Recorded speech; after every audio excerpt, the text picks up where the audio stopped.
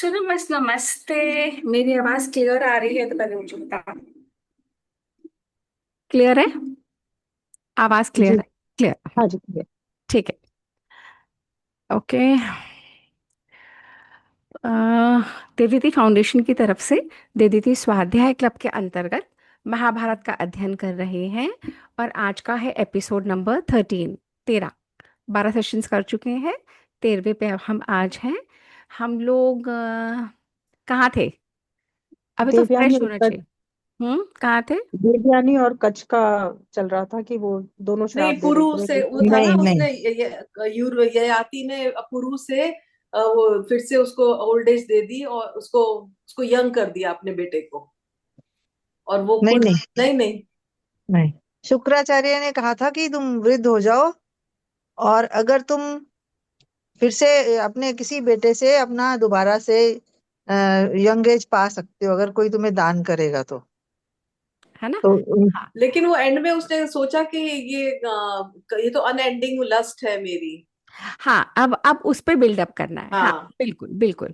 तो यहाँ पे मैंने समाप्त किया था। हम्म। जो आशिमा ने बोला, जो पारुल ने बोला, समाप्त यही हुआ था कि शुक्राचार्य ने ययाति को शाप दिया। और ययाति ने मुझसे कहा कि कोई तरीका है, तो उन्होंने तरीका बताया।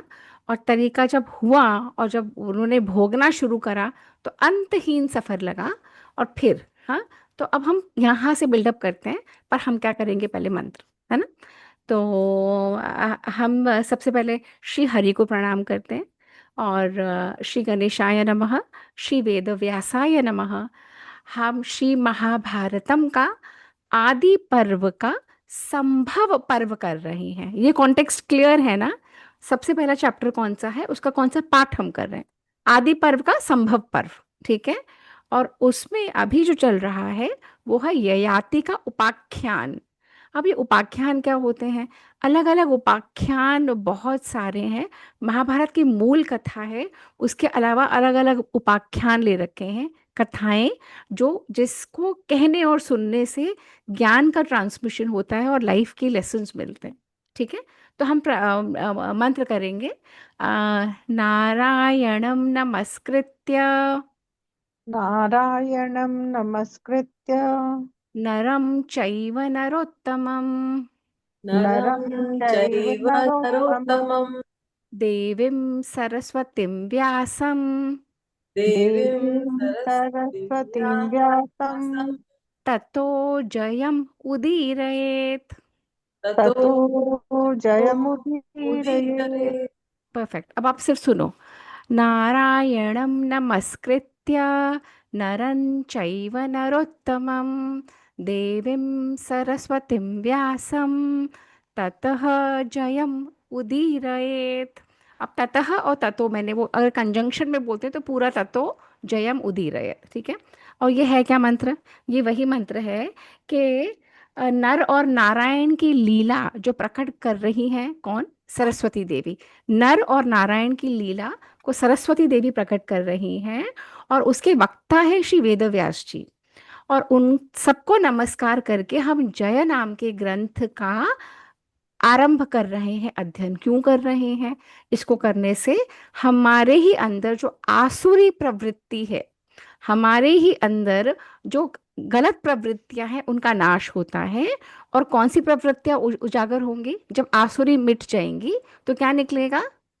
दैवी दैवी सम हाँ, दैवी अर्थ। दैवी संपत्ति। दैवी संपत्ति हमें में दोनों चीजें हम सब में है। We are all a mixture, है ना? तो हम ये करते हैं जय नाम के ग्रंथ, महाभारत के नाम से। अच्छा, अब हम फटाफट क्विकली बोलेंगे। धर्म की जय हो। विजय। हमें विजय बोलना चाहिए। विजय होते से ही हम जीतते हैं। जय तो हमें लगता है बस जयकारा करना है। तो धर्म की विजय। विजय हो। अब विजय कब होगी? जब अधर्म का नाश होगा। हाँ सुनो। और दो, अब अगर रात्रि नहीं है तो दिन होगा। दिन और रात एक साथ तो रह नहीं सकते, है ना? तो रात्रि का नाश होता है तो दिन आता है, उजाला आता है। तो धर्म की विजय हो, अधर्म का नाश हो, नाश हो। प्राणियों में सद्भावना हो, सद्भावना हो। विश्व का कल्याण, कल्याण हो। गौ माता की रक्षा जय। हो, गौ हत्या बंद हो। बंद हो। की रक्षा तब होगी जब गौ हत्या बंद होगी, है ना? और सनातन धर्म की जय। हर हर महादेव, हर हर महादेव, हर हर महादेव। ये करने से क्या होता है, कॉन्टेक्स्ट सेटिंग हो जाती है कि हम जो ग्रंथ का आरंभ कर रहे हैं, हमारे देवी देवताओं का स्मरण करके एक अच्छे कार्य के लिए आप और हम बैठे हैं। और ईश्वर की लीला, ईश्वर की कृपा रहे, मेरे मुख से वही कहलवाए जो शुद्ध है, शुभ है, और आप और हम लोगों का ट्रांजैक्शन प्योर हो। और हम दोनों के ग्रोथ के लिए ये 1-1.5 घंटा जो हम बिताएं, ये समय का नाश ना हो। अब आप लोग आज के सेशन में सुनोगे क्यों, समय का नाश करने से क्या होता है, ये आज के सेशन में अब आएगा आगे, ठीक है। तो मैं अब अपने आप को जरा पिन कर देती हूँ, स्पॉटलाइट कर देती हूँ, ठीक है। अच्छा, जो एक लास्ट टाइम बात रह गई थी करने से, कि हमने सबने देखा था कि शुक्राचार्य ने को मदिरा पिला दी, मदिरा पिला दी, और उसी में कच्छ के शरीर का के लाश को जलाया, उसका चूर्ण बनाया, उसको मदिरा पिला दी। अब शुक्राचार्य ने मदिरा पी ली, कच्छ जीवित हो पाया, कच्छ ने शुक्राचार्य को भी जीवित कर दिया। पर शुक्राचार्य ने एक बहुत बड़ा प्रण लिया था उस समय, जो आज तक चल रहा है। वो क्या प्रण था, शुक्राचार्य ने कहा था कि इस मदिरा की वजह से मेरे होश का, मेरे मेरी का नाश हुआ। आज से मैं ये कहता हूँ, मैं ये घोषणा करता हूँ कि अगर किसी ब्राह्मण ने कभी भी मदिरा को हाथ लगाया, अगर किसी ब्राह्मण ने कभी भी, क्योंकि ब्राह्मणों का है, जो हमारे यहाँ ब्राह्मण है और वैश्य है, शूद्र है और क्षत्रिय है, हर एक का एक अपना रोल है। तो ब्राह्मणों का रोल पर्टिकुलरली मोक्ष के लिए था। तो वो कहते हैं, मैं ब्राह्मणों का हित सोचकर, शुक्राचार्य कह रही हैं, मैं आज से ये घोषणा करता हूँ कि अगर किसी मंद बुद्धि ब्राह्मण ने मदिरापान की, तो 3 चीजें होंगी। क्या होंगी, वो धर्म से भ्रष्ट हो जाएगा, वो ब्रह्म हत्या के पाप का के समान, ब्रह्म हत्या के पाप का भागी बनेगा, और उसका इहलोक और परलोक दोनों नष्ट हो जाएंगे। तो हम कभी भी किसी ब्राह्मण को, किसी ब्राह्मण देवता को अपने घर न्योतते हैं, कोई पूजा पाठ किसी भी चीज के लिए, तो थोड़ी सी ड्यू डिलिजेंस करनी चाहिए, उनके बारे में पता कर लेना चाहिए। अगर ब्राह्मण मदिरा लेता है, तो वो अपने धर्म से भ्रष्ट होता है, वो ब्रह्म हत्या के पाप का भागी है, और उसके दोनों लोक नहीं सजते। और शुक्राचार्य ने कहा, एक और बात कही थी, कि ये कच्छ है जो इतना दुष्कर कार्य करके गए हैं, देवताओं के लिए लेके गए हैं, मुझे पता है, हमारी सीक्रेट ले गए हैं, पर मैं कच्छ को वरदान दे रहा हूं कि उनके इस कार्य के लिए जो उन्होंने करा है, उनकी कीर्ति कभी नष्ट नहीं होगी। ये पॉइंट रह गए थे पिछली बार, तो मैं ये शेयर करना चाह रही थी। अच्छा, अब मैंने कहा था आप लोगों को पहले कि इसमें एक और बात थी। हाँ हाँ, बोलो। इसमें जब वो क्योंकि शुक्राचार्य दैत्यों के गुरु थे, तो हम्म। दैत्यों की भलाई के लिए कार्य करते थे। तो हम्म। कई एक बार जब वो दैत्यों के लिए कार्य कर रहे थे, हम्म। तो शंकर भगवान को बहुत गुस्सा आता है, क्योंकि वो गलत काम कर रहे थे जो राक्षस थे। हम्म। तो वो क्या करते हैं कि उनको जो है ना, उनकी भी भस्म बना के पी लेते हैं शुक्राचार्य की। तो इससे क्या होता है, वो उनके पेट में चले जाते हैं। हम्म। तो वो पूछते हैं, फिर वो कहते हैं कि मुझे बाहर निकालो, मुझे बाहर निकालो। तब से शुक्राचार्य को शंकर भगवान का बेटा भी कहा जाता है। इसका एक और है, परंतु वो इस पार्ट में नहीं है, परंतु फिर इस भी पार्ट में नहीं है। जब तुमने हाँ। छेड़ा है तो बता रही हूँ कि जब वो शंकर भगवान के उदर में होते हैं, और वो हम्म। कई वर्ष जीवित रहते हैं, कई सारे लोग उनको शंकर भगवान के उदर में दिख जाते हैं, तो अब वो बाहर कैसे निकले, तो शुक्र जो होता है, तो हिंदी में सीमन, शुक्र, शुक्र के रूप में शुक्राचार्य, शुक्राचार्य को, सीमन को शुक्र भी कहा जाता है। अलग अलग वो है, अलग अलग पॉइंट पे अलग अलग चीजें आएंगी, इस वाले पर्टिकुलर में नहीं है। हाँ, बट आशमा ठीक कह रही है। एक सेकेंड, हाँ, मैं इनको वो कर दूं। एक्चुअली हमारी कथाएं अनंत हैं, और अनंत में से भी अनंत निकलती जाती हैं, तो हर के इतने विशाल रूप हैं, इतने सारे रूप हैं इसमें, कि हम अच्छा, तो हम क्या कह रहे थे, हाँ, तो राजा ययाति बूढ़े हो गए। और बूढ़े ना, जैसे हम और आप तो ग्रेजुअली बूढ़े हुए है ना। हम 40 के हुए, 50 के हुए, 60 के हुए, बालों में सफेदी आई, यहाँ पे हुआ, पेट पचाने पाचन शक्ति में हम ग्रेजुअली हुए। पर जस्ट इमेजिन कि 30-40 वर्ष का, 30 ईयर का young man, handsome, intelligent, powerful, suddenly बूढ़ा हो जाए, सडनली। तो क्या उसकी मानसिक स्थिति होगी। हम लोग ग्रेजुअली होते हैं तो हम एक्सेप्ट कर पाते हैं, है ना। तब भी हम बालों को भी रंगने में लग जाते हैं, हम इसको भी हम किसी तरह से हम छुपा ले, किसी तरह से हम अपनी यौवन को बरकरार रखें, और जो सडनली हो जाता है। तो अब यहाँ पे एक राजा है जिनकी मानसिक स्थिति ये है कि वो सडनली शाप वश वश हो गए। अब वो क्लियरली बोलते हैं, कहते हैं कि देखिए, मेरी तो सारी इच्छाएं पूरी नहीं हुई, मैं और आपकी पुत्री की भी नहीं हुई है, आपको तो कुछ करना पड़ेगा। वो कह रहे मैं कुछ नहीं कर सकता, मैं तब कर सकता हूँ कि तुम किसी को रेडी कर लो। अब जो हम अगर ऐसे समझते हैं तो हमें लगता है कि ये ययाति महाराज बहुत ही लस्ट में, बहुत ही ज़्यादा सेंशुअल प्लेजर्स की वजह से, काम वासना के लिए सिर्फ उनका यही मकसद है। परंतु महाभारत क्या बताती है। महाभारत बताती है कि उनको यौवन अपना सिर्फ काम वासना के लिए नहीं चाहिए था। काम वासना was a major role but not everything. तो क्या क्या अच्छा, उससे पहले चलते हैं, हम कहाँ कहाँ चलते हैं। वो कहते हैं कि ये जो वो सबसे पहले अपने बड़े पुत्र के पास पहुंचे। किसका पुत्र। देवयानी का पुत्र यदु, सबसे बड़ा था उनका। यदु को उन्होंने बोला कि बेटा देख, ये जो बुढ़ापा है ना, इसमें खाने पीने से भी दोष हो जाते हैं। पेट खाना नहीं पचाता, बदहजमी हो जाती है, गैस बनने लग जाती है, दाढ़ी मूछ के बाल सफेद हो जाते हैं, जीवन का आनंद समाप्त हो जाता है, झुर्रियां पड़ गई सारे शरीर में मेरे, और दुर्बल कृशकाय सारा मेरी बॉडी देख कैसे हो गई है। काम का भी मैं शरीर, वो काम काज का शरीर मेरा रहा नहीं। युवतियां भी मेरा तिरस्कार करती हैं, कोई मेरी तरफ देखती नहीं। और यहाँ तक कि, ये हम सबको सुनना चाहिए, यहाँ तक कि ये जो मेरे सेवक हैं, जो जीवन चला रहे हैं, जो मेरी देखभाल करते हैं, वे भी मेरा तिरस्कार करते हैं। जब हम कहते हैं ना बड़े बूढ़ों के लिए हम कोई अटेंडेंट रखें, तो ये बहुत इंपॉर्टेंट बात है सोचने की, कि जो हमारे खुद के सेवक होते हैं वो भी तिरस्कार करने शुरू कर देते हैं बुढ़ापे में। और अब तुम कुछ भी करो कि तुम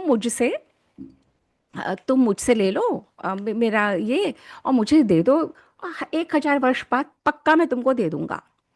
तो वो कहता है यदु कि खुद ही सोचो पिताजी, अब क्या कह रहे हो, सारी बुढ़ापे की प्रॉब्लम्स मुझे गिना दी, और मुझे सोच रहे हो कि मैं ही आपको अपना वो दे दूं। कहता है नो।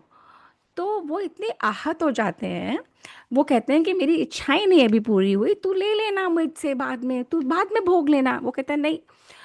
तो वो कहते हैं कि तू मेरे हृदय से उत्पन्न हुआ, मेरा प्रथम पुत्र है, पर तूने मेरी बात नहीं मानी ना, तो तेरे संतान, तो तेरी ये जो है कभी भी कोई राजा नहीं बनेगा, यदुवंशी में कभी भी कोई राजा नहीं बनेगा। और शाप दे देते हैं और चले जाते हैं। सेकंड के पास पहुंचते हैं, देवयानी का ही पुत्र तुर्वसु।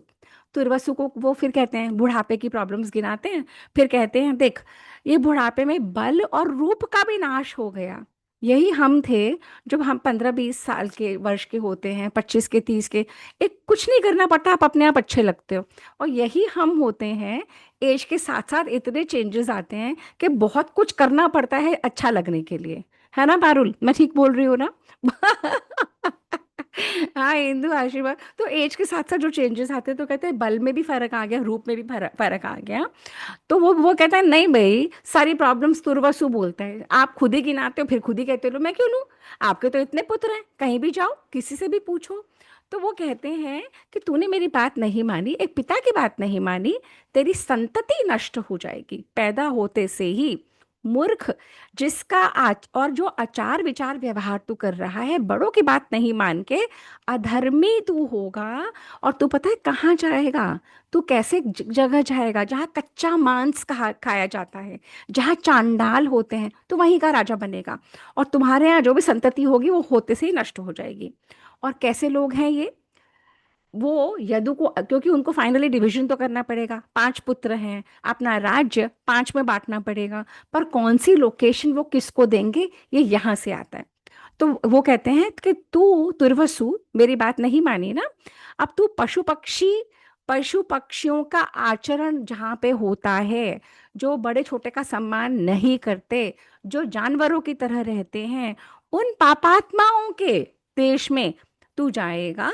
अच्छा, आप लोगों में से किसी, जहाँ पे कुत्ते बिल्ली पशु पक्षी, किसी ने सुना है कि अमेरिका में फरी कॉन्फ्रेंसेस होती हैं? फरी, FURRY, सुना है ये नाम? नहीं। अच्छा, आप सोचो कि जैसे आप और हम पार्टी करते हैं, हाँ, आप सोचो कि सपोज एक कोई फरी कॉन्फ्रेंस है, तो उसमें क्या करते हैं? उसमें जो गेस्ट होते हैं, कोई कुत्ता बन के आता है, कोई बिल्ली बन के आता है, मनुष्य कुत्ता का रूप धारण करते हैं, बिल्ली का रूप धारण करके आते हैं, और कुत्ता भो भो भो करके बोली बोलता है, मनुष्य और बिल्ली म्याऊं म्याऊं करके बोलती है। जो मैं बोल रही हूँ आप गूगल सर्च करके देख लेना। और उनको खाना परोसा जाता है, कुत्ते जो बन के पार्टिसिपेंट आते हैं उनको ऐसे ऐसे ऐसे करके परोसता है। और बिल्ली, ये मनुष्य, जीते जागते मनुष्य। तो ये हमारे यायाति कह रहे हैं तुर्वसु को। तुर्कीये, तुर्कीये का नाम सब जानते हैं, जो टर्की था पहले वो क्या बन गया अब? तुर्कीये। तो तुरुष्क लोग, तुर्क लोग, तुरु यहाँ से आते हैं, तुरु, ये जो हमारा तुर्वसु है, इसके जो वंशज निकले हैं। इन्होंने हमें बताया आर्यन द्रविडियन, आर्य बाहर से आए थे, द्रविड़ों को बाहर भगा दिया, ये सब गलत। हमारे ही लोगों ने भारत से निकल के पूरी पृथ्वी के ऊपर फैले हैं। हमारी महाभारत बताएगी कैसे। तो कहते हैं कि तुर्वसु, तुर्की, तुर्कीये, तो ये जितने भी ये वाले लैंड हैं जहाँ पे कोई संस्कार नहीं है, पशु पक्षी सबके बराबर हैं, अधर्मी लोग हैं, धर्म के विरुद्ध रहते हैं, कच्चा मांस खाते हैं, चांडालों का प्रदेश है।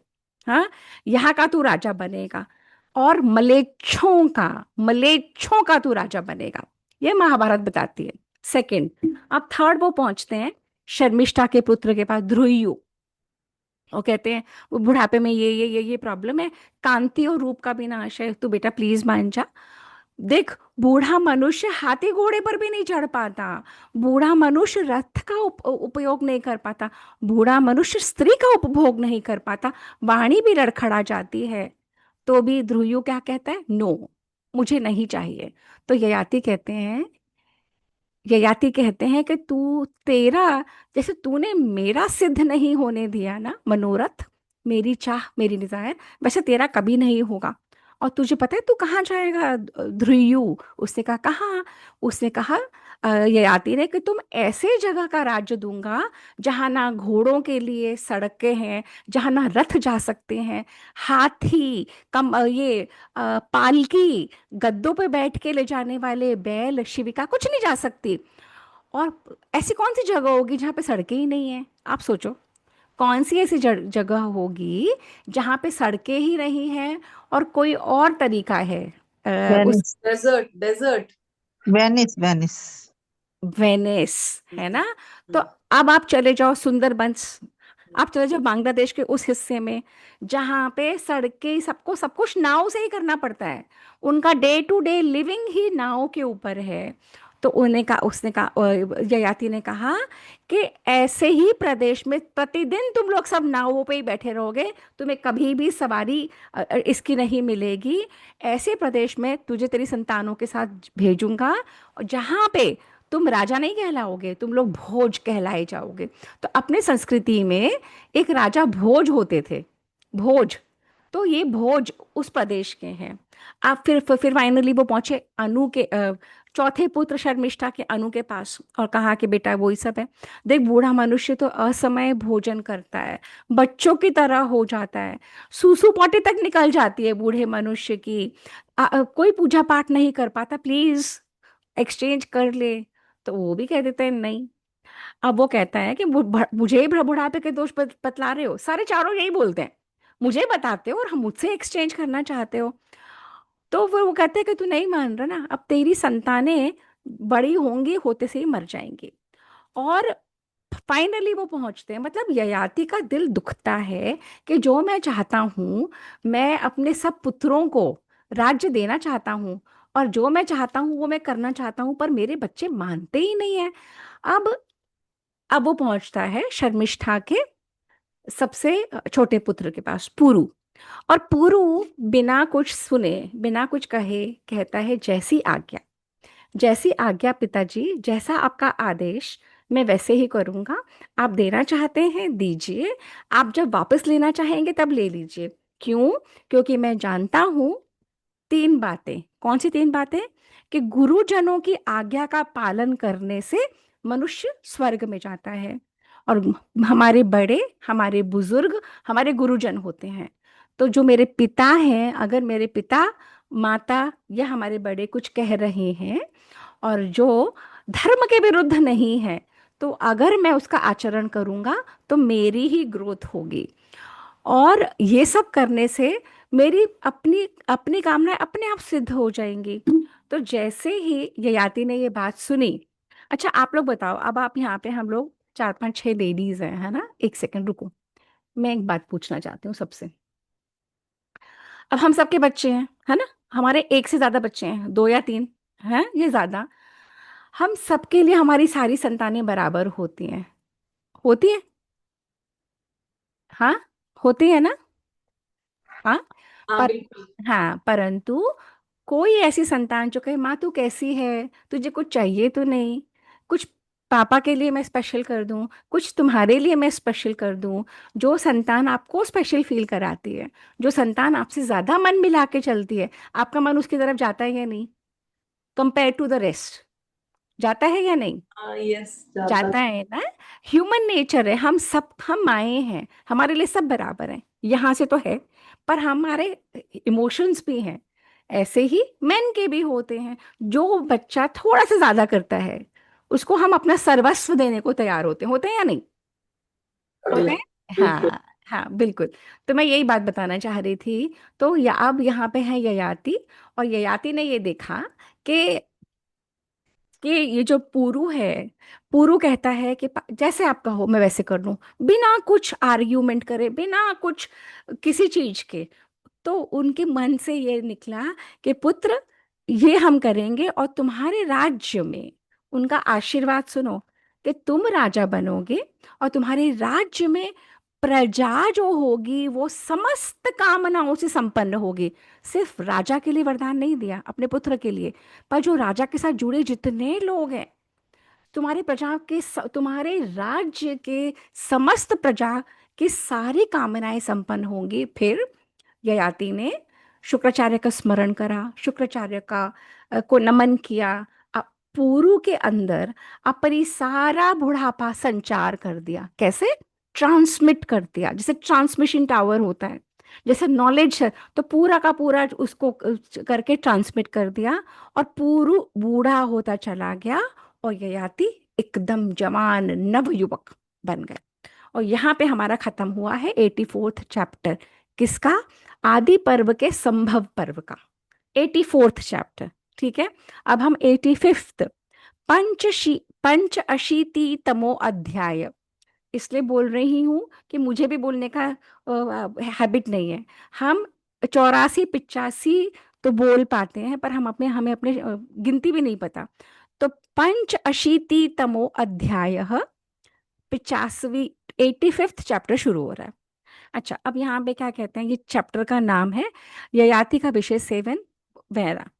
अच्छा, अब ये कहते हैं, ययाति हो गए वैशंपायन जी ये कथा कह रहे हैं किसको? जन्मेजय को। वैशंपायन जी कह रहे हैं जन्मेजय, हे जन्मेजय, ययाति था, अब ययाति बिल्कुल यंग बन गया है। हाँ, अब ययाति विषय भोग करने लगा है। परंतु तो जन्मेजय ने कहा, क्या ययाति महाराज सिर्फ काम वासना करते थे? तो वैशंपायन जी ने कहा नहीं। तो ययाति ने जन्मेजय ने कहा क्या क्या करते थे फिर आप बताओ।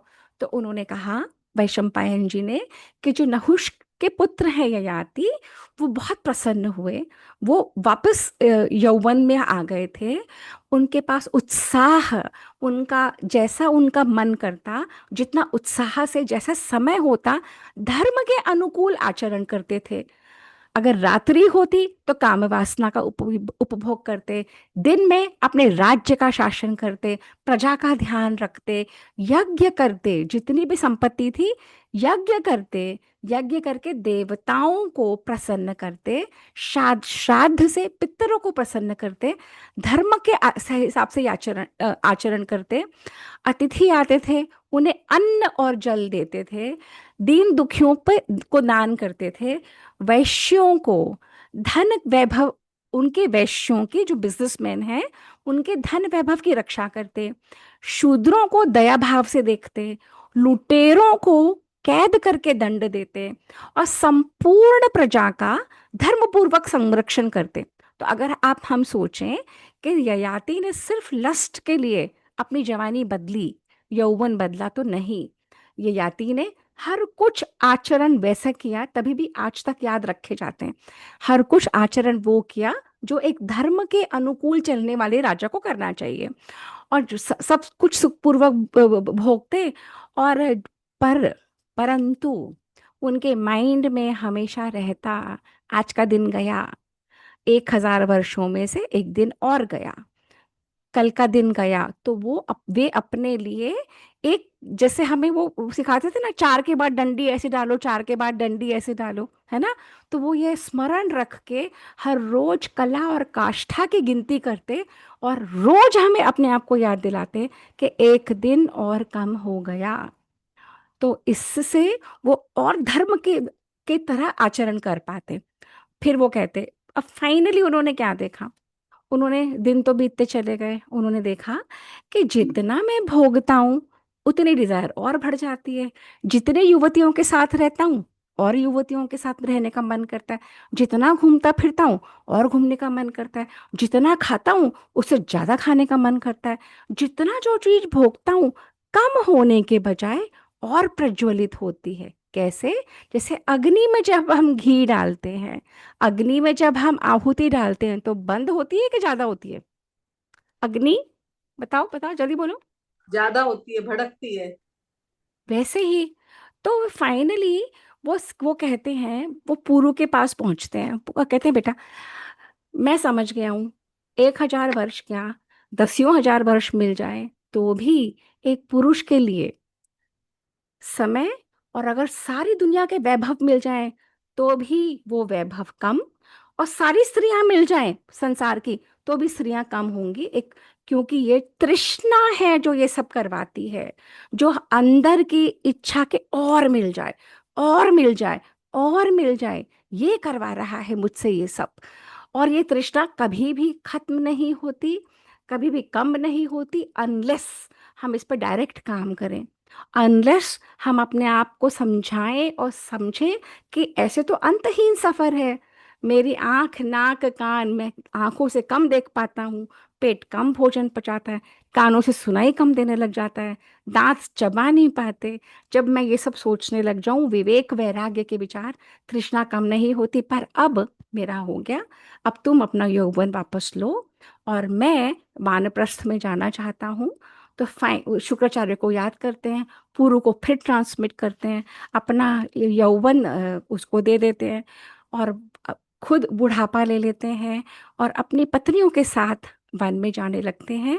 और पुरु को कहते हैं कि ये जो तुमने मेरा साथ निभाया है, तो तुम मेरा प्रिय करने वाले पुत्र हो, तुमने मेरा प्रिय जो मैं चाहता था वह करा है, इसलिए अब मैं तुम्हें राज्य का अभिषेक करूंगा। तो राज्य का अभिषेक करने के लिए वो अनाउंस कर देते हैं अपने राज्य में, और सारे वहाँ के ब्राह्मण लोग, सब बड़े लोग, विद्वान लोग आ जाते हैं। ये आप कैसे कर सकते हो?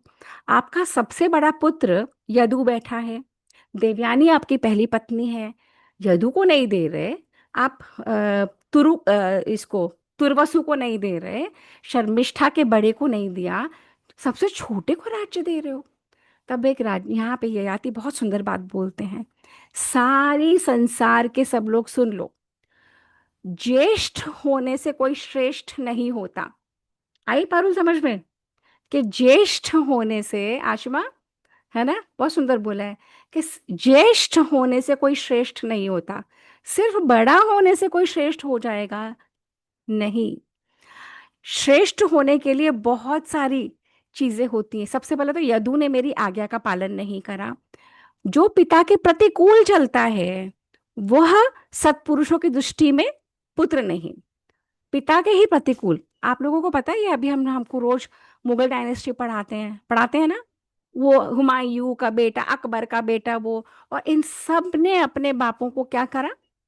ये मुगल डायनेस्टी ने क्या करा? अपने अपने ला दिया सबको। लाद औरंगजेब ने दिया। क्या कहा? हाँ। तो ये धर्म के लोग हैं। ये अलग ये धर्म का आचरण नहीं है। पिता के प्रतिकूल चलना, वो ययाति कहता है सत्पुरुषों की दृष्टि में जो पिता के अनुकूल नहीं चलता वो पुत्र ही नहीं है। जो माता और पिता की आज्ञा नहीं मानता और उनका अहित चाहता है वो पुत्र नहीं है। और तो वो बोले पुत्र क्या होता है? तो किस किस को पता है कि पुत्र क्या होता है? बताओ। Let's see if anyone of you remember. किसको पता है कि पुत्र क्या होता है? जो नरक से रक्षा करता है, पुत्र। कौन सा नरक? पुत नाम का। पुत नाम का नरक होता है इंदु। मुझे भी नहीं पता था, मुझे भी अब पता लगा है कि पुत नाम का एक नरक होता है। और मतलब त्राण करना। जो उस नरक से त्राण कराता है, पुत नाम के नरक से जो हमें छुटकारा दिलाता है, उसे क्या, म्यूट कर लो आशमा, शायद आवाज आ रही है।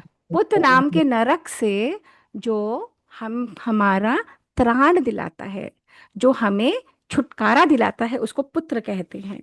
ठीक है। तो वो कहते हैं कि अब बेटा जो तूने बहुत ही अच्छा कार्य करा है। और यदु ने बात नहीं ही मानी। तुर्वसु ध्रुयु अनु ने मेरा तिरस्कार करा। पुरु ने आज्ञा मेरा पालन करा। तो शुक्र एक सेकेंड, हाँ। हाँ, तो राजा ययाति ये बात सबको बताते हैं और कहते हैं इसीलिए पुरु सबसे छोटा है पर सबसे श्रेष्ठ है। और जब नगर के सब लोग मान जाते हैं, राजा भी अपने पुत्र को थोप नहीं सकते थे प्रजा के ऊपर। सब लोग आ गए बोलने के लिए, ऐसे कैसे कर सकते हैं? तो राजा ययाति ने लॉजिक दिया। लॉजिक दे के उनको समझाया कि ये मेरा रीजन है, ये पुरु को राज्य देने का। तो सब प्रजा मान जाती है, जो प्रजा के इंटेलेक्चुअल्स आते हैं वो मान जाते हैं। और उनकी सहमति से पुरु का राज्य अभिषेक हो जाता है। पुरु को राज्य प्रदान करके।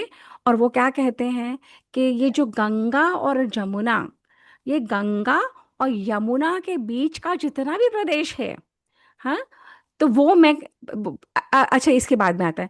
पहले वो बताते हैं कि यदु से हुए यादव क्षत्रिय, तुर्वसु की संतानें बनी यवन ग्रीक, ग्रीक वगैरह जितने भी वहाँ के लोग जिनको मलेच्छ कहते हैं। ध्रुयु के पुत्र हुए भोज, अनु से निकली मलेच्छ जातियां। और पुरु से बना है ये पौरव वंश। वैशंपायन जी कहते हैं पुरु से बना पौरव वंश, जिसके जन्मे हे राजा जन्मे जय, तुम तुम अब इस लिनिएज के राजा हो। तो यहाँ पे 85 चैप्टर खत्म। अब हम पहुंचे हैं षड अध्याय, 86 चैप्टर। अच्छा, अब यहाँ पे क्या कह रहे हैं वो? अब यहाँ पे बहुत सारी ये चर्चा होगी कि वन में तो चलेगा ये याति, वन में किया क्या उन्होंने, और जो यहाँ पे राजा रह गए उनका क्या हुआ? क्वेश्चन कौन कर रहा है? जन्मेजय। आंसर कौन बता रहा है? वैशंपायन। वैशंपायन जी कहते हैं कि ययाति चले तो गए और उन्होंने कठोर तपस्या करी। सिर्फ फल फूल मूल खा के संयम पूर्वक रहे। और फिर वो स्वर्ग चले गए। और स्वर्ग चले गए और स्वर्ग में उनका पुण्य खत्म हो गया, वो फिर गिर गए, लटक गए। जन्मेजय कहता है इतनी जल्दी जल्दी सारी बातें बता देते हो। 1 सेकंड में आपने बता दिया कि वो वनवास गए, फिर वो स्वर्ग चले गए और स्वर्ग से फिर लटक गए। ऐसे नहीं चलता वैशंपायन जी, मुझे अच्छे से बताइए, मुझे सारी बातें सुननी है। तो जन्मे वैशंपायन जी कहते हैं अगर सुननी है सारी बातें तो ध्यान से सुनो। अब मैं आप लोगों को क्या कह रही हूँ, ध्यान से सुनो। कोई बोर हो रहा है? बंद करूं? बंद करूं यहीं पे? नहीं नहीं, चल रहा, अच्छा चल रहा है। अच्छा चल रहा है, अच्छा अभी ठीक। तो अभी तो पहले का ही वो हुआ, अभी तो आगे बढ़ेगा। हाँ, पर रुचि होनी चाहिए ना सबको, तभी बढ़ाऊंगी, नहीं तो क्यों बढ़ाऊं? है ना। तो जन्मेजय कहती हैं, जन्मेजय ने कहा, एक सेकंड में आप सारी स्टोरी खत्म कर देते हो, ऐसे नहीं मुझे मजा आता, मुझे डिटेल में बताओ, मेरे पूर्वजों के बारे में कथा है और आप ऐसे ही बता देते हो, अच्छे से बताओ ना। तो वो कहते हैं ठीक है, तो अच्छे से बताऊं तो सुनो। तो ययाति ने क्या किया, ययाति राजमहल से चले गए। उन्होंने अपने क्रोध पर विजय पाई, उन्होंने अपने लोभ मोह अहंकार पे विजय पाई। फिर ययाति ने क्या किया, जितने उनके पास वन में लोग आते थे, अतिथियों को फल मूल देते थे। फिर ययाति ने मन और वाणी पे संयम, मुख से क्या बोलना है, मन से क्या सोचना है, उस पे संयम करा। उसके बाद यज्ञ करते, जो थोड़ा बहुत बचता वो खाते थे, ग्रहण करते थे। फिर 30 वर्षों तक सिर्फ जल पे रहे। तपस्या का लेवल देखना आप। 30 वर्षों तक केवल जल पे रहे, 1 वर्ष सिर्फ वायु पे रहे, 1 वर्ष 5 अग्नियों के बीच में बैठे। हमारे यहाँ 5 अग्नियों की परिकल्पना है, but I will not go into that right now. और 6 महीने वायु पी पर एक पैर पे खड़े, वृक्षासन जैसे होता है ना, वायु पी एक पैर पे खड़े होके। अंत में इतनी तपस्या हुई, इतना सब कुछ हुआ, वो स्वर्गलोक सिधारे। तो उन्होंने बोला अच्छा, तो स्वर्गलोक में क्या हुआ। जन्मेजय कहता है, स्वर्गलोक में आप ही ने बताया, स्वर्गलोक से वो फिर नीचे आ गए। तो वैशंपायन जी कहते हैं हाँ, ययाति, हम 87th चैप्टर पे पहुंच गए हैं, ठीक है। तो ययाति कहते हैं, वैशंपायन जी कहते हैं ययाति स्वर्गलोक में पहुंच गए, देव भवन में रह विराजने लगे। वहां पे देव भवन में सारे देवता मरुदगण सब उनके साथ थे, बहुत दिनों तक वहां रहे। एक दिन इंद्र आए, अब सुनो, हाँ बहुत इंटरेस्टिंग स्टोरी है। हाँ, इंटरेस्ट आ रहा है, आ रहा है, हाँ आ रहा है। तो एक दिन इंद्र आए, अब जैसे आप और हम बैठे हैं ना, तो इंद्र ने कहा, अब ये तो बताओ, अब मुझे पता है कि आप पृथ्वी के बहुत बड़े राजा थे, मैं जानता हूँ कि आपने अपने पुत्रों से बूढ़ापा मांगा और नहीं दिया, और दिया और एक को फिर, पर आपने निकलते समय जब आप वहां से बन गए, तो आपने पूरों को क्या क्या उपदेश दिए, मैं जानना चाहता हूँ। कौन पूछ रहा है क्वेश्चन, कौन पूछ रहा है। इंद्र जन इंद्र पूछ रहे इंद्र हैं, ययाति से पूछ रहे इंद्र पूछ रहे हैं ययाति से स्वर्गलोक में, हैं। कि मैं जानना चाहता हूँ कि जब आपने वन गमन किया तो अपने पुत्र को इतना बड़ा राज्य दे के आ गए, बाकियों को कुछ दिया नहीं है आपने, जरा जरा से कोने दे दिए, इसको तो पूरी पृथ्वी का राज्य दे दिया, आपने क्या कहा। तो ययाति कहते हैं तुम सच में जानना चाहते हो इंद्र, उनका हाँ। तो उनका गंगा और यमुना के बीच का सारा प्रदेश, हे पुरु, तेरे अधिकार में होगा, और ये पूरी पृथ्वी का मध्य भाग है। अच्छा, किस किस को पता है ग्रीनविच लाइन सुनी है, मेरिडियन ग्रीनविच लाइन सुनी है किसी ने, सुनी है, आशिमा ने सुनी यस है। यस, हाँ हाँ, बस हमने सबने पढ़ा है इसके बारे में तो, देखी भी है हमने, तो हम गए थे। देखी भी है। तो हम हमारे शास्त्र बहुत क्लियर है कि जो आजकल ये लोग मैप दिखाते हैं ना, पृथ्वी का वैसा मैप नहीं है। ये लोग अपने एंगल से दिखाते हैं मैप भी, जहाँ पे ये बड़े बड़े दिखते हैं, भारत छोटा सा दिखता है। तो जब हमारे शास्त्रों में जो मैप बनाया गया था, वहाँ पे भारत ही पूरे संसार का मध्य है। अगर अभी भी देखो तो आप यहाँ पे नॉर्थ अमेरिका साउथ अमेरिका दिखाते हैं, यहाँ पे ऐसे ऐसे दिखाते हैं ना मैप में, ऑस्ट्रेलिया नीचे होता है, दिखाते हैं। हाँ, तो ऐसे वो कहते हैं हम पृथ्वी का मध्य भाग हैं। तो वो कहते हैं अच्छा, तो हम पृथ्वी का मध्य भाग हैं। हाँ, तो मैंने अपने पुत्र को कहा, मैं तुझे पृथ्वी का मध्य भाग दे रहा हूँ, गंगा और यमुना के बीच का सारा प्रदेश तेरा, और भाइयों को मैं बॉर्डर्स दूंगा, जो तेरे 4 भाई हैं उनको बॉर्डर के स्टेट्स दूंगा अलग अलग। और उसके बाद मैंने उसे बताया, देख बेटा, समझ के चल, आज तू राजा बनने वाला है, पर तू समझ के चल, मनुष्य वो होता है जो क्रोध ना करे, जो कुटिल ना हो, जो मात्सर्य वैर ना करे, जो माता पिता विद्वान तपस्वियों का अपमान न करे। शक्तिशाली वो होता है जो क्षमा करते हैं, शक्तिहीन जो होता है, जो वो क्रोध करता है। तो ये ययाति, उन्होंने बोला ये सब ययाति ने इंद्र को बताया। बोला हाँ। तो और क्या बताया, और ये बताया कि बहुत क्लियरली सुन लो इंद्र, मैंने पुरु को बताया कि कौन किससे द्वेष करता है, अगर हम ये याद रखें। अच्छा मुझे बताओ, हम लोग जो सब कुछ फेसबुक पे डाल देते हैं, तो जो लोग अच्छे सर्कमस्टांसेस में नहीं है, वो हमारी फोटोज देख के खुश होंगे क्या? नहीं होते। हम लोग हमारी ट्रिप्स की, हमारी चीजों की, हाँ। हमारी उसकी फोटोज डाल देते हैं, वीडियोज डालते हैं, तो लोग खुश प्रसन्न होंगे क्या? जो उस सिचुएशन में नहीं ना। मेरे महाभारत। हस्बैंड कहते हैं मेरे फ्रेंड्स को तुम तंग करने के लिए डालते हो। Well said. तो महाभारत क्या कह रही है देखो, हाँ। अब ये ज्ञान हमें हिस्ट्री नहीं बताती, महाभारत बता रही, महाभारत बताती है द्वेष। द्वेष कौन करता है? दुष्ट होता है हमेशा, जो अच्छे पुरुष होते हैं उससे द्वेष करेगा। दुर्बल, जो वीक होता है, वो स्ट्रांग से द्वेष करेगा। जो कुरूप है, वो मनुष्य जो रूपवान है उससे द्वेष करेगा। जो निर्धन है, वो किससे द्वेष करेगा? धनवान से। धनवान। धनवान से। जो अकर्मण्य है, अब जैसे हम लोग संस्थाएं ज्वाइन करते हैं, जो लोग काम कर पाते हैं, उनसे कौन द्वेष करता है? जो काम नहीं करते। नहीं करते। नहीं करते और नहीं करना चाहते पर द्वेष करते हैं, ठीक है ना। जो अधार्मिक है वो किससे द्वेष करेंगे? धार्मिक। धर्मवान से। है ना। जो गुणहीन है, जिनके पास कोई गुण नहीं है, वो किससे द्वेष करेंगे? गुणवान से। गुणवान से। मूर्ख किससे द्वेष करेगा? समझदार से। समझदार से। तो महाभारत ये बताते चले जा रही है, ये कौन कहते हैं? ये कहते हैं। और उसके बाद पुरु कहता है, ये ययाति कहते हैं, मैंने पुरु को एक बात समझाई। तो उन्होंने कहा क्या बात समझाई? तो पुरु को ये समझाया कि निंदा, निंदा जो करता है ना, आई थिंक ये हर जगह बोलते हैं कि निंदा करने वाला और निंदा सुनने वाला, बोलते हैं ना पारुल, हर हर हर जगह जहाँ जाओ निंदा के बारे में बहुत कुछ बताते हैं। बहुत बोलते हैं किसी की निंदा मत करो। नहीं करो। क्यों नहीं करो? इसमें आंसर आता है। निंदा जो करता है, पूरा आंसर आगे इसी पे बेस्ड है पूरा ही। इसने पढ़ा है, इसने आशिमा ने, गुड आशिमा।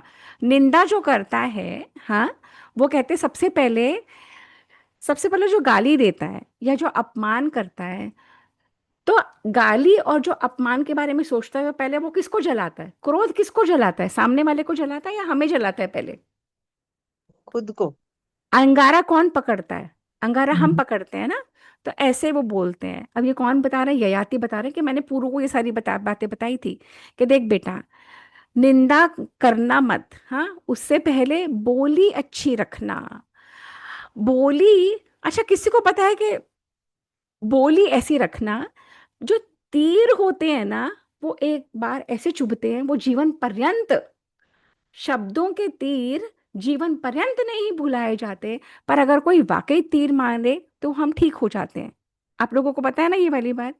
अगर कोई हमें कभी भी चुभती हुई बात बोलता है, 20 साल 50 साल, लोग 50 50 60 60 साल याद रखते हैं कि फला ने मेरा अपमान किया, कि फला ने मुझे ये कहा है। इंदु, मैं ठीक कह रही हूँ? ठीक कह रही हूँ? जागो, उठ के बातचीत करो, सीधे बैठो। बिल्कुल ठीक कह रहे हाँ, सीधे बैठो, लेटो मत। जैसे मैं बैठी हूँ, मैं ऐसे तो नहीं पड़ी, हैं। ऐसे पड़ी हो के मैं सुनाऊं? सपना जी मेरी बैक में बहुत पेन रहता है इसलिए मैं अच्छा। बैठ नहीं पाती हूँ सीधा। अच्छा, ठीक है, कोई बात नहीं। As long as I know you're enjoying this session, just for that, no problem, जैसे आपको कंफर्टेबल लग रहा है कर लो, है ना। तो वो कहते हैं कि बोली ऐसी हो जो किसी के जी को ना जलाए, जो दूसरे को उद्वेग ना पहुंचाए, जो ऐसी बातें मुंह से मत बोलो जो तीखे बाण की तरह चुभे। बोली ऐसी हो, क्योंकि जो गंदी बोली बोलते हैं ना, कड़वी, उनके मुंह में पिशाची नहीं बैठी हो जाती है, राक्षसी बैठ गई। ये तरीका है बताने का कि अपना व्यवहार ऐसा होना चाहिए। सामने तो सभी एक दूसरे की तारीफें करते हैं, पर अपना व्यवहार, अपनी बोली ऐसी हो कि पीठ पीछे भी कोई कहे कि इनका व्यवहार कितना अच्छा है ना। आ रहा है ना समझ में? सामने तो हर एक को एक दूसरे को बोलता है, पर ऐसा व्यवहार होना चाहिए जो पीठ पीछे भी और भी लोग बोले कि कितना मधुर बोलते हैं, कितना अच्छा व्यवहार रखते हैं, है ना। तो फिर वो कहते हैं, और जो दुष्ट मनुष्य है ना, और फिर वो ययाति कहता है मैंने ना एक वशीकरण मंत्र दे दिया है। तो बोले क्या वशीकरण मंत्र है, बताओ। इस सब के बेस पे मुझे वशीकरण मंत्र बताओ कि क्या हो सकता है। कौन बताएगा? इसको समाप्त करो। जो वो, कठोर ना बोले और अच्छा बोलता रहे, दूसरों का आदर सत्कार करे, दान दे और कुछ ना मांगे। यस, ये पांचों पॉइंट है, आशुमा ने बहुत अच्छे नोट्स बनाए हैं। वो कहते हैं वशीकरण मंत्र यही है ये ऐसा वशीकरण मंत्र है कि इसके सामने सब कुछ फेल है। क्या है वशीकरण मंत्र? सब प्राणियों के प्रति दया का भाव और मैत्री, कि ये मेरा शत्रु है, ये मेरा मित्र नहीं। सबके प्रति मैत्री का भाव, मधुर वाणी, मीठी बोली, मुस्कुराता हुआ चेहरा, जो दान दे, किसी से कभी कुछ ना मांगे और सबका आदर सम्मान करे। अगर हम ये पांचों पॉइंट कर लेंगे, हमारे घरों में भी लड़ाई झगड़े बंद हो जाएंगे। जो हम अपने पति से रूठा रूठी करते हैं, जो बच्चों के जो बच्चों के साथ हम लोग बिहेव करते हैं, जो एक्सपेक्टेशन रखते हैं, वो सब फिनिश हो जाएगी, है ना। अब देखो, अब हमारी महाभारत हमें ये सब ज्ञान दे रही है। और अंग्रेज कहते थे महाभारत घर में रखोगे तो युद्ध होगा। Can you imagine? क्योंकि हम अपने धर्म से अलग, उनका एजेंडा कन्वर्जन का क्लियर। तो इसीलिए अच्छा, यहाँ पे हमारा फिनिश हो गया 85th चैप्टर, 87th चैप्टर। अब है अष्टाशीतितमो अध्याय। अच्छा, अब वो कहते हैं पर आपने तो मुझे ये सारी धर्म धर्म की बात बता दी। जन्मेजय कहता है आपने ही बताया था कि राजा ययाति ऊपर गए फिर नीचे आ गए, वो कैसे हुआ? तो उन्होंने, जन्मेजय ने, वैशंपायन जी ने कहा रुको वो भी सुनाता हूँ। तो कहा जल्दी सुनाओ। तो स्वर्ग से पतन कैसे हुआ? तो उन्होंने कहा कि एक दिन सब बैठे हुए थे, सारे लोग सभा में, और इंद्र आए। और इंद्र नहीं, इंद्र की सभा में सब बैठे थे। तो इंद्र ने राजा ययाति से पूछा कि आप तो इतने बड़े राजा, अब जैसे हम और आप टाइम वेस्ट स्पेंड करते हैं, स्वर्ग लोक में भी वो लोग टाइम ऐसे ही वो करते हैं, एक दूसरे से बातें करते हैं, घूमने जाते हैं, फिरने जाते हैं, लोगों को मिलते हैं। तो इंद्र की सभा में ययाति से इंद्र ने प्रश्न किया कि मैं जानना चाहता हूं कि आपने तो बहुत अथक तपस्या करी, आपने इतना कुछ पाया, इतना कुछ खोया, फिर सबको देखे अपने पुत्र को आ गए हो स्वर्ग, पर ये बताओ कि तुम्हारी तपस्या किसके समान है? जैसे हम बोलते हैं ना, नहीं बताओ बताओ, with who you can compare your self. तो वो कहते हैं कि तुम मुझे बताओ कि तुम्हारी तपस्या, इंद्र कहते हैं ययाति को, किसके समान है? अब तपस्या, अब ययाति का आंसर सुनो। हम ययाति कहते हैं मैं क्या बताऊं, ना तो देवता, ना मनुष्य, ना गंधर्व, ना महर्षि, अपने जैसा मैं किसी को नहीं पाता, मेरी जैसी तपस्या किसी ने नहीं की। अब इस सेंटेंस में क्या निकल के आता है निष्कर्ष? घमंड। पारुल, इंदु। अभिमान। अभिमान। हाँ। दरअसल इंद्र इंद्र को जेलसी हो गई थी। वो नहीं नहीं, ना तो देवता, हाँ, देवता, ना गणधर। हाँ, ना देवता, ना गंधर्व, ना महर्षि, ना कोई ऋषि, कोई भी मेरे समान नहीं है। इसका ये मतलब है कि ययाति को बहुत घमंड हो गया, अभिमान हो ओ, गया कि मेरे हाँ, जैसी तपस्या तो किसी ने नहीं करी। नहीं, हाँ, अच्छा, अब ये मुझे बताओ कि अभिमान तो अच्छा अच्छा के नहीं टिके, टिके बिल्कुल, क्या? टिके क्या? है ना। बिल्कुल नहीं। अब इंद्र कहते हैं अच्छा, इतना अहंकार, बिना कुछ जाने, बिना जाने कि इस लोग, तुम क्या हर एक के बारे में जानते हो, सब देवताओं के बारे में, सब गंधर्वों के बारे में, सब महर्षि के बारे में? तो बोले नहीं, तुम सब, फिर तुमने कैसे कह दिया कि मैं बड़ा और सब छोटे? कहते इतना तुमने घमंड अहंकार करना है बगैर जाने, तुमने सबका तिरस्कार करा। अब तुम्हारे पुण्य की वजह से तुम स्वर्ग में आए थे, अब तुम्हारा पुण्य नष्ट। अब क्या हुआ? अब पुण्य की वजह से स्वर्ग मिला, और पुण्य खत्म होते से क्या मिलेगा? क्या मिलेगा? नरक नरक लोग। मिलेगा। तो वो बोले नरक, तो बोले पुण्य, बोले पुण्य कैसे बढ़ता है, पाप कैसे कम होता है? वो कहा वो भी आएगा, वो भी रुको, परंतु पुण्य की वजह से तुम्हारी अवधि खत्म, और निंदा तुमने करी इसलिए तुम्हारा पुण्य खत्म, अब तुम नीचे गिरोगे। तो ययाति ने बोला हे महाराज, नीचे गिरा तो रहे हो, पर प्लीज एक वरदान और दे दो कि मैं ऐसे लोगों में गिरूं जो साधु पुरुष हो। संघ का महत्व, अगर सपोज वो अमेरिका या कहीं, अभी इस समय लॉस एंजलिस में कहीं गिर जाते, लॉस एंजलिस में तो कितने राइट। अच्छा, किसी ने सुना है वहां पे एरोप्लेन क्रैश हुआ अभी? हाँ, अहमदाबाद। हाँ सुना। अहमदाबाद में, है ना, हाँ, अहमदाबाद में एरोप्लेन क्रैश हुआ है अभी राइट नाउ, 1 घंटे पहले। उसमें विजय रूपाणी भी थे। वो कौन है? जो, सीएम सीएम थे, एक्स सीएम ऑफ गुजरात। हाँ हाँ वो प्लेन में थे? हाँ, हाँ जी, एक्स सीएम? हाँ हाँ, जी। अच्छा, मैंने उतना न्यूज़ फॉलो नहीं कर पाई, मैं सेशन प्रिपेयर कर रही थी। इन एनी उनकी पिक्चर आ रही थी, हाँ। अच्छा, तो कहते हैं कि गिरा तो रहे हो आप, मेरा पुण्य खत्म है, पर ऐसे लोगों में मुझे पृथ्वी पे डालना जो साधु पुरुष हो, जो अच्छे लोग हों, ऐसा संग मुझे चाहिए, मुझे ऐसा संग नहीं चाहिए। तो इंद्र ने कहा "हाँ, जरूर ऐसा ही होगा"। अब इमेजिन करो, ये स्वर्ग लोक है, ये पृथ्वी लोक है, और ययाति गिर रहे हैं, ययाति गिर रहे हैं, और ययाति को कह दिया स्टैचू। हम्म, सपोज, ओ, सपोज किसी ने कह दिया स्टैचू। अब वो ययाति लटक गए हैं बीच में। हम्म। नीचे से, नीचे वहां पे यज्ञ चल रहा है, बहुत सारे साधु महात्मा खड़े, वो ऊपर देख रहे हैं, अरे ये कौन है, ये कैसे हम्म, गिरा चला जा रहा है, ये सूर्य के समान तेजस्वी, इतने एक्सट्रीमली, इतना तेज निकल रहा है इनके उसे, ये कौन है। तो अब यहाँ पे होता है, यहाँ पे ये जो यहाँ पे है ये अष्टक, यहाँ पे जो साधु सन्यासी है उनमें से है एक अष्टक। और अष्टक कहते हैं कि ये सूर्य के अग्नि के समान कौन गिर रहा है, और तुम कौन हो, किसके पुत्र हो, और तुम में इतनी इतनी ब्रिलियंस है, और तुम कैसे गिर रहे हो। और यहाँ पे हमारा एक चैप्टर और खत्म हुआ, और यहाँ पे हम आ गए हैं 89th चैप्टर, एकोण नवि एकोण नवतितमो अध्याय।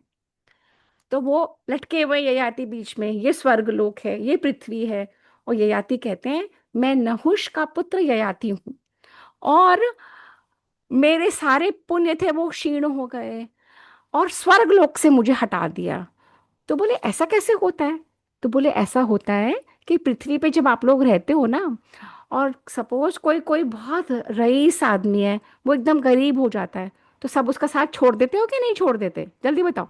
हाँ कोई बिल्कुल। पैसे वाले का साथ देते हैं, देते हैं कि नहीं देते, देते हैं हाँ ना। गरीब का कोई साथ देता है, गरीब का कोई सहारा नहीं है, और पैसे वाले के पास लोग खिंचे चले आते हैं। तो कह रहे ऐसे ही होता है स्वर्ग लोक में। स्वर्ग लोक में पुण्य है तब तक रह सकते हो, तब तक सब आपके साथ हैं, और जैसे ही पुण्य खत्म हुआ और आप गिरे, और सब देवता भी छोड़ देते हैं। देखिए कितने अच्छे, कितने सुंदर तरीके से they built his built it up, है ना।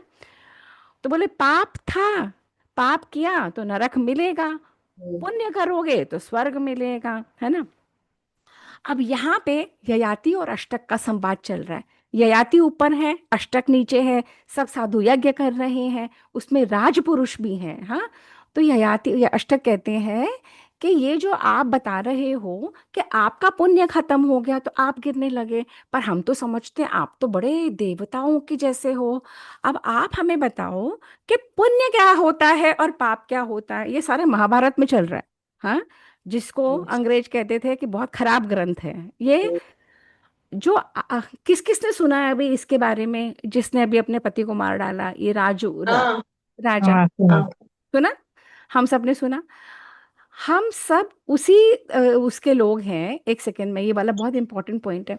हम सब उसी संस्कृति के लोग हैं। जो हम जब ब्याए गए थे तो हमें कहा जाता था इस घर में तुम्हें भेज रहे हैं, हम्म, लड़ झगड़ के आना मत हमारे घर, प्रेम प्यार से रहना, छोटी मोटी बातें होंगी इग्नोर करना। और एक तरीके से कहा तो नहीं गया, पर ये था कि ब्याह के भेज रहे हैं, अर्थ ही जाएगी, डिवोर्स नहीं, बिल्कुल। कोई कुछ नहीं कहा गया था ना। और कितने से वर्ष हुए उस बात को, हम में से जो हैं 40-45 साल हाँ ज्यादा। 40-45 साल। इसमें हमने देखा किस तरीके से कल्चर का नाश हो रहा है। हमने देखा कि जो नवविवाहिता है वो हनीमून पर जाके अपने पति को मरवा देती है, हम्म, जिससे कहा गया था जीवन भर जीना। हम्म, हम लोगों ने, किसी ने सोचा, मैं एक इंडेक्स वो का बहुत अच्छा आया है कि कैसे संस्कृति का, कल्चर का नाश होता है, कैसे महिलाओं को शराब पीना और व्यभिचार करना, और कोर्ट से कहते हैं अडल्ट्री करने में कोई प्रॉब्लम नहीं है। सीरियल्स ऐसे दिखाए जाते हैं, एक को छोड़ा दूसरे पे गई, तीसरे पे गई। उसको कहा जाता है किस तरीके से विमेन्स राइट के चक्कर में सारी कल्चर, संस्कृति को नष्ट किया जाता है। और विद इन 10-20 years, ये देखो, 40-45 साल के हम भी आए हुए लोग, और with in a decade, 2 decades, कैसे कल्चर जा रहा है कि घर में बहुएं लाते हुए लोग घबराते हैं अब। पहले बिल्कुल। उल्टा था, अब घर में बहुएं लाते, हिंदू दोनों, हिंदू में ठीक कह रही हूँ, घर में बहुएं लाते हुए घबराते हैं लोग। बिल्कुल हाँ, ठीक। ना? पहले बिल्कुल। बेटी देते थे तो लगता था कि हम्म, हाय बेटी, हाय बेटी। अब लड़कियां ऐसी हो गई हैं, कल्चर ऐसे चेंज हुआ विद इन 10-15 years। क्यों? क्योंकि हम्म, लॉ मेकर्स ने लॉज ऐसे पास करे बॉलीवुड ने सिनेमा ऐसे दिखाया, अफेयर और लिव इन रिलेशनशिप इतना आम कर दिया, कपड़े ऐसे पहनना, तो सिगरेट एंड अल्कोहल इस तरीके से उसको नॉर्मल बना दिया कि कल्चर जो एक स्त्री घर की बुरी थी, जो अपने बच्चों को राइट एंड रॉन्ग सिखाती थी, उसी का राइट रॉन्ग गड़बड़ा गया। जब उसी का राइट रॉन्ग गड़बड़ जाएगा, है ना आशिमा, यही देख रहे हैं ना हम, जब उसी बिल्कुल का राइट रॉन्ग गड़बड़ा जाएगा तो वो बच्चों को क्या ट्रांसमिट करेगी, जब उसे ही नहीं पता, जब उसे ही नहीं पता कि क्या करना है क्या नहीं करना है। तो एक समाज का सिस्टमैटिक नाश, जो फैमिली स्ट्रक्चर टूटा वेस्ट में, वो फैमिली स्ट्रक्चर को यहाँ तोड़ने की जो साजिश चल रही है, हमारे आंखों के सामने पूरी हो रही है। देख रहे हैं हम लोग, देख रहे हैं ना। तो ये वो ये कहते हैं कि पुण्य और पाप, अभी महाभारत बता रही है, वो कहते हैं कि जो धन जो धनी होता है वो यज्ञ करे और सबको दान दे, ये पुण्य का कार्य है। जो विद्या है, होतवान है, वो विद्या दे। जो वेदों की पढ़ाई करे, तो अगर धन मिले फूलो मत। वेदों का अध्ययन जिसने किया और अहंकार जिसने पाया, तो वो है पाप। इस तरीके से पाप और पुण्य की व्याख्या यहाँ पे चल रही है। और उस व्याख्या में कौन है? ययाति ऊपर है, अष्टक नीचे है। अष्टक क्वेश्चन पूछ रहे हैं कि हमें तो लगता है आप स्वर्ग से आ रहे हो, आप भी देवता ही हो, आप हमें ये क्वेश्चंस के आंसर्स बताओ कि कैसे तो स्वर्ग मिलता है और कैसे नरक मिलता है, कैसे सब कुछ होता है। और ये आप मुझे बताओ कि दुख और सुख क्यों आता है, और किसी को तो सड़क पे लोहा तोड़ता है और कोई महलों में बैठता है, ये कैसे होता है। तो ययाति ऊपर से बता रहे हैं कि दुख और सुख भी हमारे प्रारब्ध से आता है।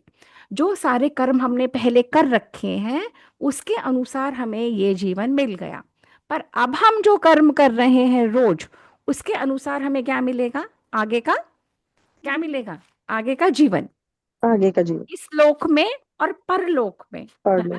तो वो क्या कहते हैं, दुख आए तो ज्यादा परेशान नहीं होना, सुख आए तो बहुत उछलना नहीं। पहले हमारे बड़े बुजुर्ग क्या कहते थे, ज्यादा किसी को बताओ मत, घूमने फिरने गए हो चुप रहो, हाँ, किसी को दिखाओ मत, घर में वैभव भी ज्यादा नहीं दिखाते थे। याद है सबको वो दिन, जो फ्लैशी लाइफस्टाइल नहीं होती थी। जब हम लोग बड़े हो रहे थे तब ऐसे ही था, किसी को ज्यादा कुछ बोलते नहीं थे, बोलते हाँ, थे, दे यूज्ड टू हाइड। हाँ, हाँ, उल्टा छुपाते थे। अब समझ में आ रहा है ना, महाभारत कहती है ना, जिनके पास नहीं है उन्हें ईर्ष्या होती है जिनके पास है, और उससे हमारे वाइब्रेशंस बदल जाते हैं, है ना। तो वो कहते हैं, महाभारत कहती है, दुख में खिन्न मत होना, सुख में मतवाला मत होना, क्योंकि ये भी क्षणिक है और ये भी क्षणिक है। एक सेकंड में दुख चला जाएगा, एक सेकंड में सुख चला जाएगा। समान रहो, धीर भाव रखो। तो अष्टक कहता है, आप तो बिल्कुल महात्माओं की तरह उपदेश दे रहे हैं, आप तो मुझे इतनी अच्छी अच्छी धर्म की बातें बता रहे हैं। आप तो बताओ, आप कौन से लोक से गिर रहे हो, आप कहाँ से आ रहे हो, और आप मुझे ये तो बताओ कि क्या बहुत सारे लोग हैं वहां पे। तो ययाति कहते हैं, और आप अपने बारे में बताओ, आप कौन हो, किसके पुत्र हो, ये कैसे आप लटके पड़े हो। तो ययाति कहते हैं कि देखो, मैं एक चक्रवर्ती राजा था, मैंने 1000 वर्ष पृथ्वी पर राज्य करा, फिर फिर मेरे पुण्यों के प्रताप से मैं स्वर्ग गया। स्वर्ग में इंद्र की रमणीय पुरी में मैं रहा, जो जिसमें 1000 दरवाजे हैं, हर जगह दरवाजे हैं। फिर प्रजापति के लोक में गया, जहाँ पे कोई बीमार नहीं होता। फिर मैं ब्रह्मा जी के धाम में गया, फिर मैं नंदन वन में भी रहा। हाँ, नंदन वन में अप्सराएं भी मुझे मिली, पर वहां पे किसी ने कहा गिर जाओ गिर जाओ गिर जाओ, और मैंने अपने आप को गिरते देखा। और जब मैंने अपने आप को गिरते देखा, तो मैंने कहा मेरे पुण्य खत्म हो गए। तो मैंने इंद्र को कहा कि मुझे अच्छे लोगों में भेजना। अब इसीलिए इंद्र ने मुझे भेजा है कि आप यहाँ पे अच्छे लोग हो। यहाँ पे हमारा 89 चैप्टर फिनिश, हम 90 पे आ गए। अब 99तमो अध्याय, ठीक है। तो अष्टक कहता है, ये सुख दुख सब आपने मुझे बताया, धर्म अधर्म बताया, पाप पुण्य बताया, पर मुझे ये तो बताओ कि ये जो आपने बताया है कि मैं गिर रहा हूं भौम नरक में, कहते हैं मैंने तो ऐसा कभी नाम नहीं सुना। ये भौम नरक क्या होता है? भौम नरक किसको क्या लगता है? आशिमा नहीं बताएगी। भौम नरक क्या होता है, किसको क्या लगता है? आशिमा तुम मत बताया, लेट द अदर्स थिंक। भौम, भव भव नाम सा से, नाम से समझो भौम। भव सागर, कुछ भव सागर से कुछ होगा। और सोचो, और सोचो। भौम। भौम। वो भूमि, भूमि से रिलेटेड। Perfect, perfect. भौम भूमि, भूमि का नाम। भूमि को नरक कहा गया है। आपको समझ आ रही है?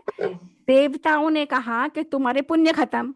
इंद्र ने कहा जाओ, और तुम कहाँ गिरोगे? नरक में। ये आती कह रहे हैं मैं भौम नरक में एंटर कर रहा हूं। भूमि को नरक कह रहे हैं। तो वो कहते हैं कि भूमि नरक, ये भौम नरक क्या होता है? तो उन्होंने बताया कि ये जो शरीर है ना, ये तो अगर कोई मर जाए और शरीर पड़ा हो सड़क पे, वहां पे, तो कौन खाएगा इसको? शरीर को कौन खाता है? गीत। गीत। गीत गीद का। खाएंगे, गीदड़ खा जाएंगे, कौवे खा जाएंगे। और जो ये ऐसा शरीर है जिसके लिए हम जीते जी तो मर जाते हैं, हाय मेरा शरीर, हाय मैं, हाय मेरा, इतना अथक परिश्रम करते हैं और मिनटों में त्याग देते हैं। तो मैं ये जानना चाहता हूँ, अष्टक कहता है कि ये मृत्यु क्या होती है, मृत्यु के पश्चात क्या होता है, और मृत्यु के बाद क्या हो जाता है एकदम से। हाँ, और ये भौम नरक की बात आपने बताई, ये भौम नरक तो मैंने कभी सुना नहीं।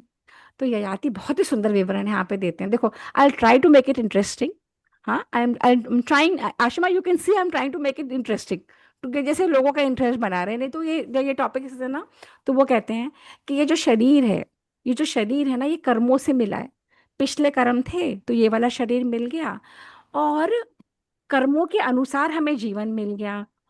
और भौम नरक पता है क्या है? भौम नरक ये है कि इस नरक में पड़ के हम व्यर्थ ही, हम व्यर्थ न जाने कितने वर्ष निकाल देते हैं और हमें पता भी नहीं चलता। हमने व्यर्थ, जो आज 60 का है या 55 का है या 65 का है, ये 60 65 साल गए। हाँ, तो ये व्योम भौम नरक वो है जिसमें पढ़ के व्यर्थ दिन निकल जाते हैं, अनेक वर्षों के समूह। Decade, 6 decades gone, 7 decades gone, और हमें पता भी नहीं। और किसी किसी कोई कोई योनि तो ऐसी है 60,000 वर्ष। कई टर्टल्स बहुत ऐसे लंबा लंबा रहते हैं। कोई ऐसी योनि 80,000 वर्ष गिरते रहते हैं, फिर भी उनको रियलाइज नहीं होता कि ये क्या हो रहा है हमारे साथ। तो अष्टक कहता है ये तो मैं समझ गया, पर मुझे ये बताओ कि ये जो ऊपर से जो गिरता है, जैसे अब आप गिर रहे हो, तो आप कैसे जीवित रहोगे?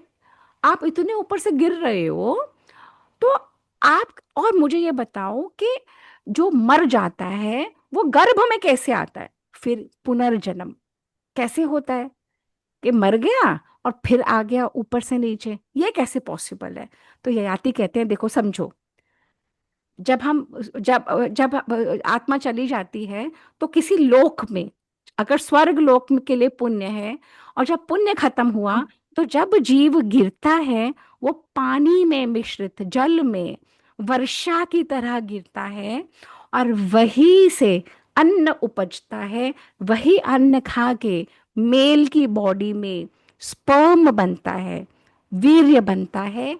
वही अन्न खा के फीमेल की बॉडी में एग बनता है, और अंड, और जब संसर्ग होता है स्त्री पुरुष का, तो वीर्य और रज मिलके गर्भ बनता है। और जब वर्षा होती है तो वनस्पतियां और औषधियां भी सारे, क्योंकि और पशु भी, पक्षी भी, अलग अलग तरीके के अलग अलग योनि में जीव आता है जैसे उसके कर्म। ठीक है, तो वो कहते हैं, पर मैं जानना चाहता हूं कि मनुष्य की योनि में आने वाला जीव गर्भ में कैसे आता है? इस शरीर से तो गिरा और गर्भ में आया और दूसरा शरीर बन गया। How is that possible? जो लॉजिक ययाति दे रहे हैं कि ऐसे होता है, जल के रूप में गिरते हो, मेल की बॉडी में वो स्पर्म बन जाता है, फीमेल की बॉडी में एग बन जाता है, दोनों मेट करते हैं और गर्भ ठहर जाता है। पर मैं जानना चाहता हूँ कि गर्भ में आंख नाक कान कैसे बन जाते हैं? मैं जानना चाहता हूँ कि ये कैसे ये साइकिल चलता है। तो ये ययाति बताते हैं। अब ययाति ऊपर लटके हुए हैं, अष्टक नीचे है, या अष्टक सारा ज्ञान पा रहा है। वो कहता है कि देखो, आप समझो, जो विमेन का ऋतुकाल होता है, जो मेंस्ट्रुअल पीरियड होता है, उसमें मेटिंग जब होती है, तो वो जो वीर्य होता है वो वायु के प्रभाव से योनि के अंदर गर्भाशय तक पहुंच जाता है। और हमें, ये लोग कहते हैं हमें साइंस नहीं पता थी, ये महाभारत पूरा प्रक्रिया बता रही है। समझ आ रही है आप लोगों को? पूरी प्रक्रिया महाभारत में है। और ये आजकल के आए छोकरे या अंग्रेज हमें कहते हैं कि हमें साइंस नहीं पता। हाँ, तो वो कहते हैं कि ये जो वीर्य और रज मिलके जो अंड बनता है, वो वायु गर्भाशय में खींच लाता है। और वहां पे जो सूक्ष्म एलिमेंट्स होते हैं, वो उसको कंट्रोल करके ग्रो करना शुरू कर, जैसे अमीबा नहीं ग्रो करती है, एक का दो सेल, दो का चार, है ना, वैसे। अब जब ये गर्भ बढ़ता है, उन्हीं में से अलग अलग ऑर्गन्स बनने लग जाते हैं। और जब वो कंप्लीट होना शुरू होता है, तो चेतना का आश्रय, कॉन्शियसनेस का आश्रय लेके उस योनि में से एक जीव बाहर निकलता है, जो कानों से शब्द सुनता है, आंखों से रूप देखता है, नासिका से सुगंध, जिह्वा से रस, और त्वचा से स्पर्श। अच्छा देखो, मैं आपको एक चीज बताऊं, मजे की बात, आप लोग जानते हो सब लोग, एक मिनट, एक second, I want to tell you something interesting. आप लोग सब जानते हो मेरा बैकग्राउंड क्या है? नहीं। हाँ, science, you were a science student ना? Ah, okay, I was a science student. ये दोनों हिंदूज नहीं है, maybe Ashim Manoj, but मैं नहीं मैं जानती। हाँ, मैं नहीं जानती कुछ भी। अच्छा नहीं जानती, तो चलो। तो मैं 19 वर्ष की थी और मेरा विवाह हो गया यहाँ पे दिल्ली में। मैं मुंबई और लंदन की लड़की हूँ। मेरी सारी पढ़ाई अंग्रेजी में हुई है, proper English convent, like proper उस तरह की एजुकेशन हुई है। ये शास्त्रों की मुझे एबीसीडी नहीं पता थी। कुछ ऐसा हुआ, मेरे मोड़ जीवन में आया जब मैं शास्त्रों की तरफ मुड़ी, व्हेन आई वाज 30। तो मैं पिछले 30 वर्षों से वेदों का अध्ययन कर रही हूँ, गूढ़ अध्ययन। जब मैं कहती हूँ वेदों का अध्ययन, मतलब वेद, उपनिषद, भगवत गीता, हाँ, उनका अध्ययन करते करते जो हमें उपनिषदों का ज्ञान है ना, जो हमारी टीचर हमें 3-3 4-4 क्लासेस में लेती रही हूँ, एक एक मैं पढ़ती रही हूँ अपने गुरु के चरणों में बैठ के। तो वो जो वेदों का ज्ञान है ना, वो महाभारत में सहज रूप से आपको मिल रहा है, बिल्कुल सहज। यही है वेदों का ज्ञान, यही है हमारी संस्कृति के असली वो, कि जो वेद नहीं पढ़ना चाहते या नहीं पढ़ सकते, जो जिनकी रुचि पुराणों में, उपनिषदों में नहीं है, उनको सहज भाव में ज्ञान मिल जाए, वही वाला ऊंचा ज्ञान जो आपको भी मोक्ष तक ले जा सकता है, बशर्ते आप लगे रहो। और ये कहते कहते मेरे रोंगटे खड़े हो रहे हैं, क्योंकि हमने वर्षों बिताया इस ज्ञान के साथ, जो हमारी गुरु हमें कहना चाहती थी। और वही ज्ञान महाभारत ने यूं सहज दे दिया। क्या ज्ञान है?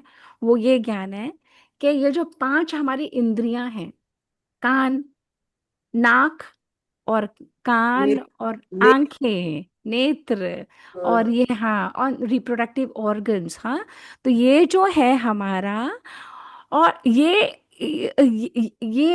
सारा जो उपनिषदों का ज्ञान है, वो यही है कि जीव मरने पे कहाँ जाता है और कैसे इस गर्भ में आ जाता है, और ये चक्र जो निरंतर चलता रहता है, इससे हम मोक्ष कैसे पा सकते हैं। सारी साइंस की प्रक्रिया यही है कि इससे हम मोक्ष कैसे पा सकते हैं। तो ये बार बार बता रही है, ये कह रहे हैं कि जो मनुष्य मर गया, या जलाया गया, या गाड़ा गया, या जल में बहाया गया, ठीक है। अब जब मनुष्य मर गया तो क्या मरा? शरीर तो वही है, शरीर है ना वही, शरीर तो कहीं नहीं गया। तो क्या है ऐसा उसमें जो 1 सेकंड पहले मनुष्य था, अगले सेकंड लाश बन गया? कौन बताएगा?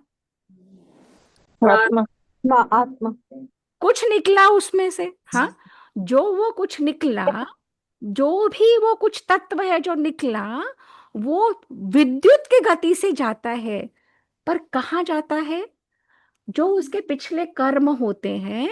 और अगर पाप का पलड़ा भारी है, तो वो पाप की एरोप्लेन पे बैठ के, और उसको वैसी ही योनि मिलेगी। अगर पुण्य का पलड़ा भारी है, तो पुण्य की तरफ से जाके उसको वैसी गति मिलेगी। हम्म। और फिर वैसे ही जन्म मिलेगा, वैसे ही वो फिर वर्षा के साथ गिरेगा, कहीं वीर्य बनेगा, कहीं रज बनेगा, कहीं गर्भाधान होगा, कहीं वो फिर जन्म पाएगा। ये कांस्टेंट चक्री चलती है। तो इसका फलक्रम क्या है? पाप और पुण्य। इसका फलक्रम क्या है? आपने अपना समय कैसे बिताया, क्या करके जो समय मिला है आपने बिताया, है ना? तो वो कहते हैं मैं कैसे मान लूं? हाँ, अब ये भी सुनना। ये सारा उपनिषदों का ज्ञान है, पूरा एक उपनिषद इसके ऊपर है। और एक्चुअली मेरे रोंगटे खड़े हो रहे हैं बोलते बोलते।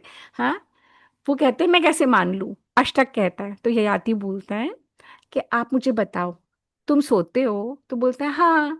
तो जब तुम सोते हो तो तुम कहाँ होते हो? तुम्हें अपने शरीर का भान होता है? या पारुल और इंदु सब बताओ, जब तुम सो जाते हो तो तुम्हें होश होता है कि शरीर कहाँ है? नहीं, नहीं। कुछ भी नहीं पता। नहीं ना, नहीं पता ना। तो तुम अपने शरीर को उस पॉइंट पे छोड़ चुके होते हो कि नहीं? बिल्कुल। उस पॉइंट पर तुम कहाँ होते हो? उस शरीर के कहीं अंदर। अगर कोई स्वप्न आता है तब भी तुम दिखते हो अपने आप को, और लोग हैं उस स्वप्न में, पर तुम भी हो, हेजी हेजी हो पर हो। तुम्हें दिख रहा है कि शेर भी आया, तुम्हें दिख रहा है सांप भी आया, और जब उठते हो कहते हो, अरे बाबा कैसा सपना देखा, शेर भी आया सांप भी आया। तो ये कौन कहता है? सोते में तुम्हारा शरीर के साथ तुम नहीं हो। हम्म। उठते हुए में तुम हो, उठते में तो तुम हो ही शरीर, शरीर के अलावा कुछ मानते ही नहीं अपने आप को। हाँ, सोते में तुम शरीर नहीं हो। तो ये कौन देख रहा है? कोई ऐसा है जो देख रहा है मैं जागी, कोई ऐसा है जो देख रहा है मैं सोई, कोई ऐसा है जो देख रहा है मैंने सपना देखा। समझ आई? ये तीन अवस्थाएं समझ आई? जागृत, सुषुप्ति सोने की, और स्वप्न अवस्था वेकिंग वर्ल्ड, ड्रीम वर्ल्ड, हाँ, एंड डीप स्लीप। इन तीनों को देखने वाला कौन है? कोई चौथा। समझ में आई? हाँ, ये है उपनिषद का ज्ञान। कोई चौथा। अब वो जो चौथा है उसको तुरीय अवस्था बोलते हैं, और वो चौथा ही इन तीनों को देख रहा है। और हमारे शास्त्र कहते हैं तुम ना ये हो ना ये हो ना ये हो, तुम ये चौथा हो। जो हमें लगता है क्या झूठ बोले जा रहे हैं, मैं तो मैं हूँ, मेरे जेठ, मेरा पति, मेरी पत्नी, मेरे बच्चे, मेरा ये, मेरा आज नौकर नहीं आया, घर में मेड नहीं आया, आज मुझे बर्तन करने हैं, आज मुझे कपड़े देखने हैं, आज मैं क्या करूँ, आज मेरी बहू ने कुछ कह दिया, मेरी सास ने कह। देख रहे हो आप कि ये जो उपनिषदों का ज्ञान है, जो महाभारत देख बोल रही है कि मैं वो चौथा हूँ। ययाति कह रहे हैं अष्टक, तुम ये तीनों नहीं हो।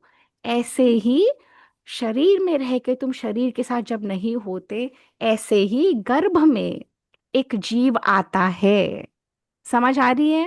हम्म। टू अंडरस्टैंड, जितना मैं बोल रही हूँ परेशान मत होना, है ना? पुण्य के हिसाब से अच्छी योनि प्राप्त होती है, पाप के हिसाब से खराब योनि प्राप्त होती है।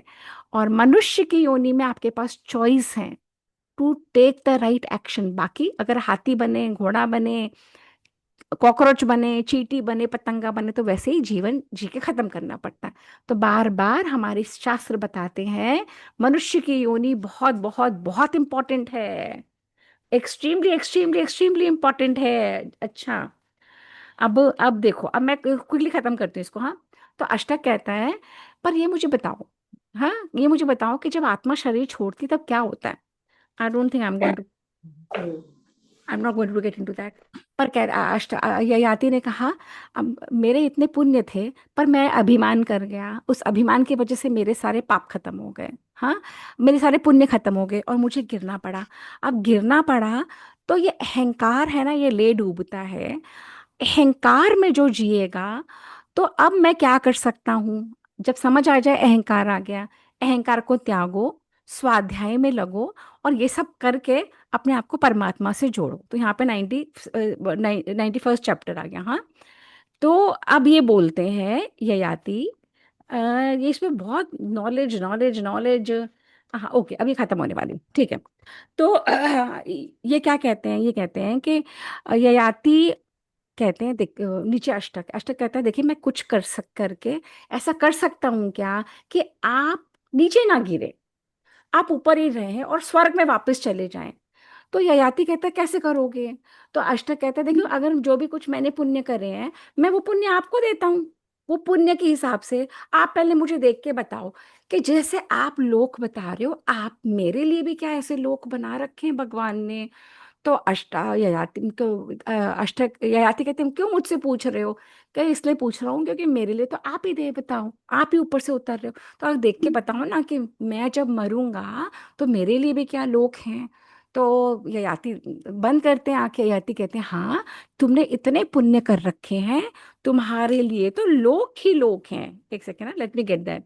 तो वो कहता है कि तुमने इतने पुण्य कर रखे हैं, तुम्हारे लिए तो लोक ही लोक हैं। तो बोले कि जितने गाय और पशु और बैल इस पृथ्वी पे है ना, उससे ज्यादा तुम्हारे लिए लोक भगवान ने बना रखे हैं। तो अष्टक कहता है देखिए, मैं वो सारे लोक आपको देता हूँ, मैंने आपको वो दान दिए, उन लोकों के सहारे आप स्वर्ग पे वापस चले जाओ। ययाति कहता है मैं किसी का दिया नहीं लेता। पहली बात तो मैं क्षत्रिय और तुम ब्राह्मण, और मैं कोई ऐसा कार्य नहीं करता जो आज तक नहीं हुआ। जो ट्राइड एंड टेस्टेड फॉर्मूला है मैं वही करता हूँ। और तुम मुझे कह रहे हो कि मेरे पुण्य ले लो और मेरा पाप मैं तुमको दे दूं, बोले नॉट पॉसिबल। तो अष्टक कहता है आप सोचिए ना कि, तो उसके अष्टक के साथ एक और खड़े होते हैं राजा प्रतरदन, जो वो कर रहे होते हैं वहां पे हवन। तो राजा प्रतरदन कहते हैं अच्छा मेरे लिए देख के बताइए कि मेरे लिए क्या वहां पे कोई लोक है? तो ययाति फिर आंखें बंद करते हैं। तो वो कहते हैं हाँ राजा प्रतरदन, आपने भी बहुत अच्छे पुण्य कार्य करे हैं, आपके लिए भी भगवान ने बहुत सारे लोक बना रखे हैं, जहाँ पे आप एक एक लोकों में 7-7 दिन रहोगे तो भी अंतहीन लोक हैं। तो राजा प्रतरदन कहते हैं मैंने आपको वो लोक अर्पण किए, सारे लोक मैं आपको दे रहा हूँ, प्लीज आप गिरिए मत, प्लीज आप वापस चले जाइए। तो राजा वो कहते हैं देखो तुम भी क्षत्रिय मैं भी क्षत्रिय, और मैं कैसे तुमसे यह कर लूंगा? मैं तो नहीं कर सकता। मैं किसी के पुण्य लेके अपने पाप उसको दे के नहीं करूंगा, क्योंकि ये आज तक नहीं होता आया। तो फिर थर्ड जो होते हैं वो थे वसुमान। वसुमान कहते हैं अच्छा मेरे देख के बताइए, मतलब हर एक जना उनको कहते हैं मुझे बताइए कि मेरे लिए क्या भगवान ने कर रखा है। हाँ, इंटरेस्ट आ रहा है या बंद करूं? 1.5 घंटा हो गया, हमें पता भी नहीं लगा 5:30 बज गए, 4 बजे शुरू करा था मैंने। जल्दी बोलो, 10 मिनट का है और। हाँ, इंटरेस्ट तो आ रहा है। इंटरेस्ट आ रहा है? ओके हाँ चलो। जी। इसमें खत्म इसमें खत्म। एक बात आएगी, हम्म। इसमें यहाँ पे एक बात आएगी नहीं कि हम रुको रुको रुको, तुम रुको, let me finish it then you say, wait wait, okay कौन तो से जाओ, हाँ। तुम पढ़ चुकी हो, बाकियों ने नहीं, है ना? ये उस तरीके का है, कुछ जो क्लास का मॉनिटर होता है ना, वो होता है ma'am ma'am ma'am ma'am ma'am, मुझे पता है मुझे पता है मुझे पता है मुझे पता है। नहीं, अभी बा, आगे अभी 10 मिनट्स का बाकियों का कंप्लीट इंटरेस्ट मत करने दो, सुनो करना है। सुनो, बहुत हाँ इंटरेस्टिंग है, सुनो सुनो। हाँ। तो जिस तरह से सुनाने की कोशिश कर रही हूँ, इंटरेस्ट बना रहे हैं, ठीक है? तो वो वसुमान कहता है मेरे लिए भी देख के बताओ। हम सबका क्वेरी होती है ना कि मेरे लिए कुछ है कि नहीं भगवान ने कर रखा, या मैं भी पाप पाप पाप ही करके मैं कहीं और नरक में पहुंचूंगा? तो वसुमान के वो कहते हैं ययाति हाँ आपके लिए भी है, जितना ये प्रदेश सूर्य जहां जहां पड़ता है इतना सारा प्रदेश है, आपके लिए भी भगवान ने इतना बना रखा है। तो वो बोले कि आप तो किसी से ले नहीं रहे हो पाप और पुण्य, हाँ। आपने अष्टक को भी मना कर दिया, आपने बस प्रतापन को भी मना कर दिया, आप एक काम करो, आप मुझसे खरीद लो, आप मुझसे मेरा पुण्य क्रय कर लो, खरीद लो। बोले कैसे खरीद लो? बोले 1 मुट्ठी तिनका दे दो तो बोले पुण्य ले लो। तो बोले अच्छा ये बच्चों की तरह झूठ मूठ का खेल नहीं खेलना मुझे, महाभारत लिखती है। हाँ, बच्चों की तरह झूठ मूठ का खेल सिखा रहे हो मुझे कि 1 तिनका मुट्ठी दे दूं और तुम्हारा पुण्य ले लूं? नॉट पॉसिबल, इसको भी मना कर देते हैं। अंत में शिबी नाम का राजा, महर्षि, वो कहता है कि देखिए तो राजा बोलते हैं उसको, राजा कहते हैं ये याति कि मुझे पता है तुमने मन से भी किसी का अपमान नहीं करा, तुम इतने दानवीर हो, तुमने इतना दान दिया है। देखो हम लोग क्या करते हैं, दान देते हैं पर कई बार कहते हैं हाय फिर आ गई, हाय फिर देना पड़ेगा, हाय क्यों आई, है ना? हमारे मन में हमने बोला नहीं है, पर जो हमारे मन के भाव हैं।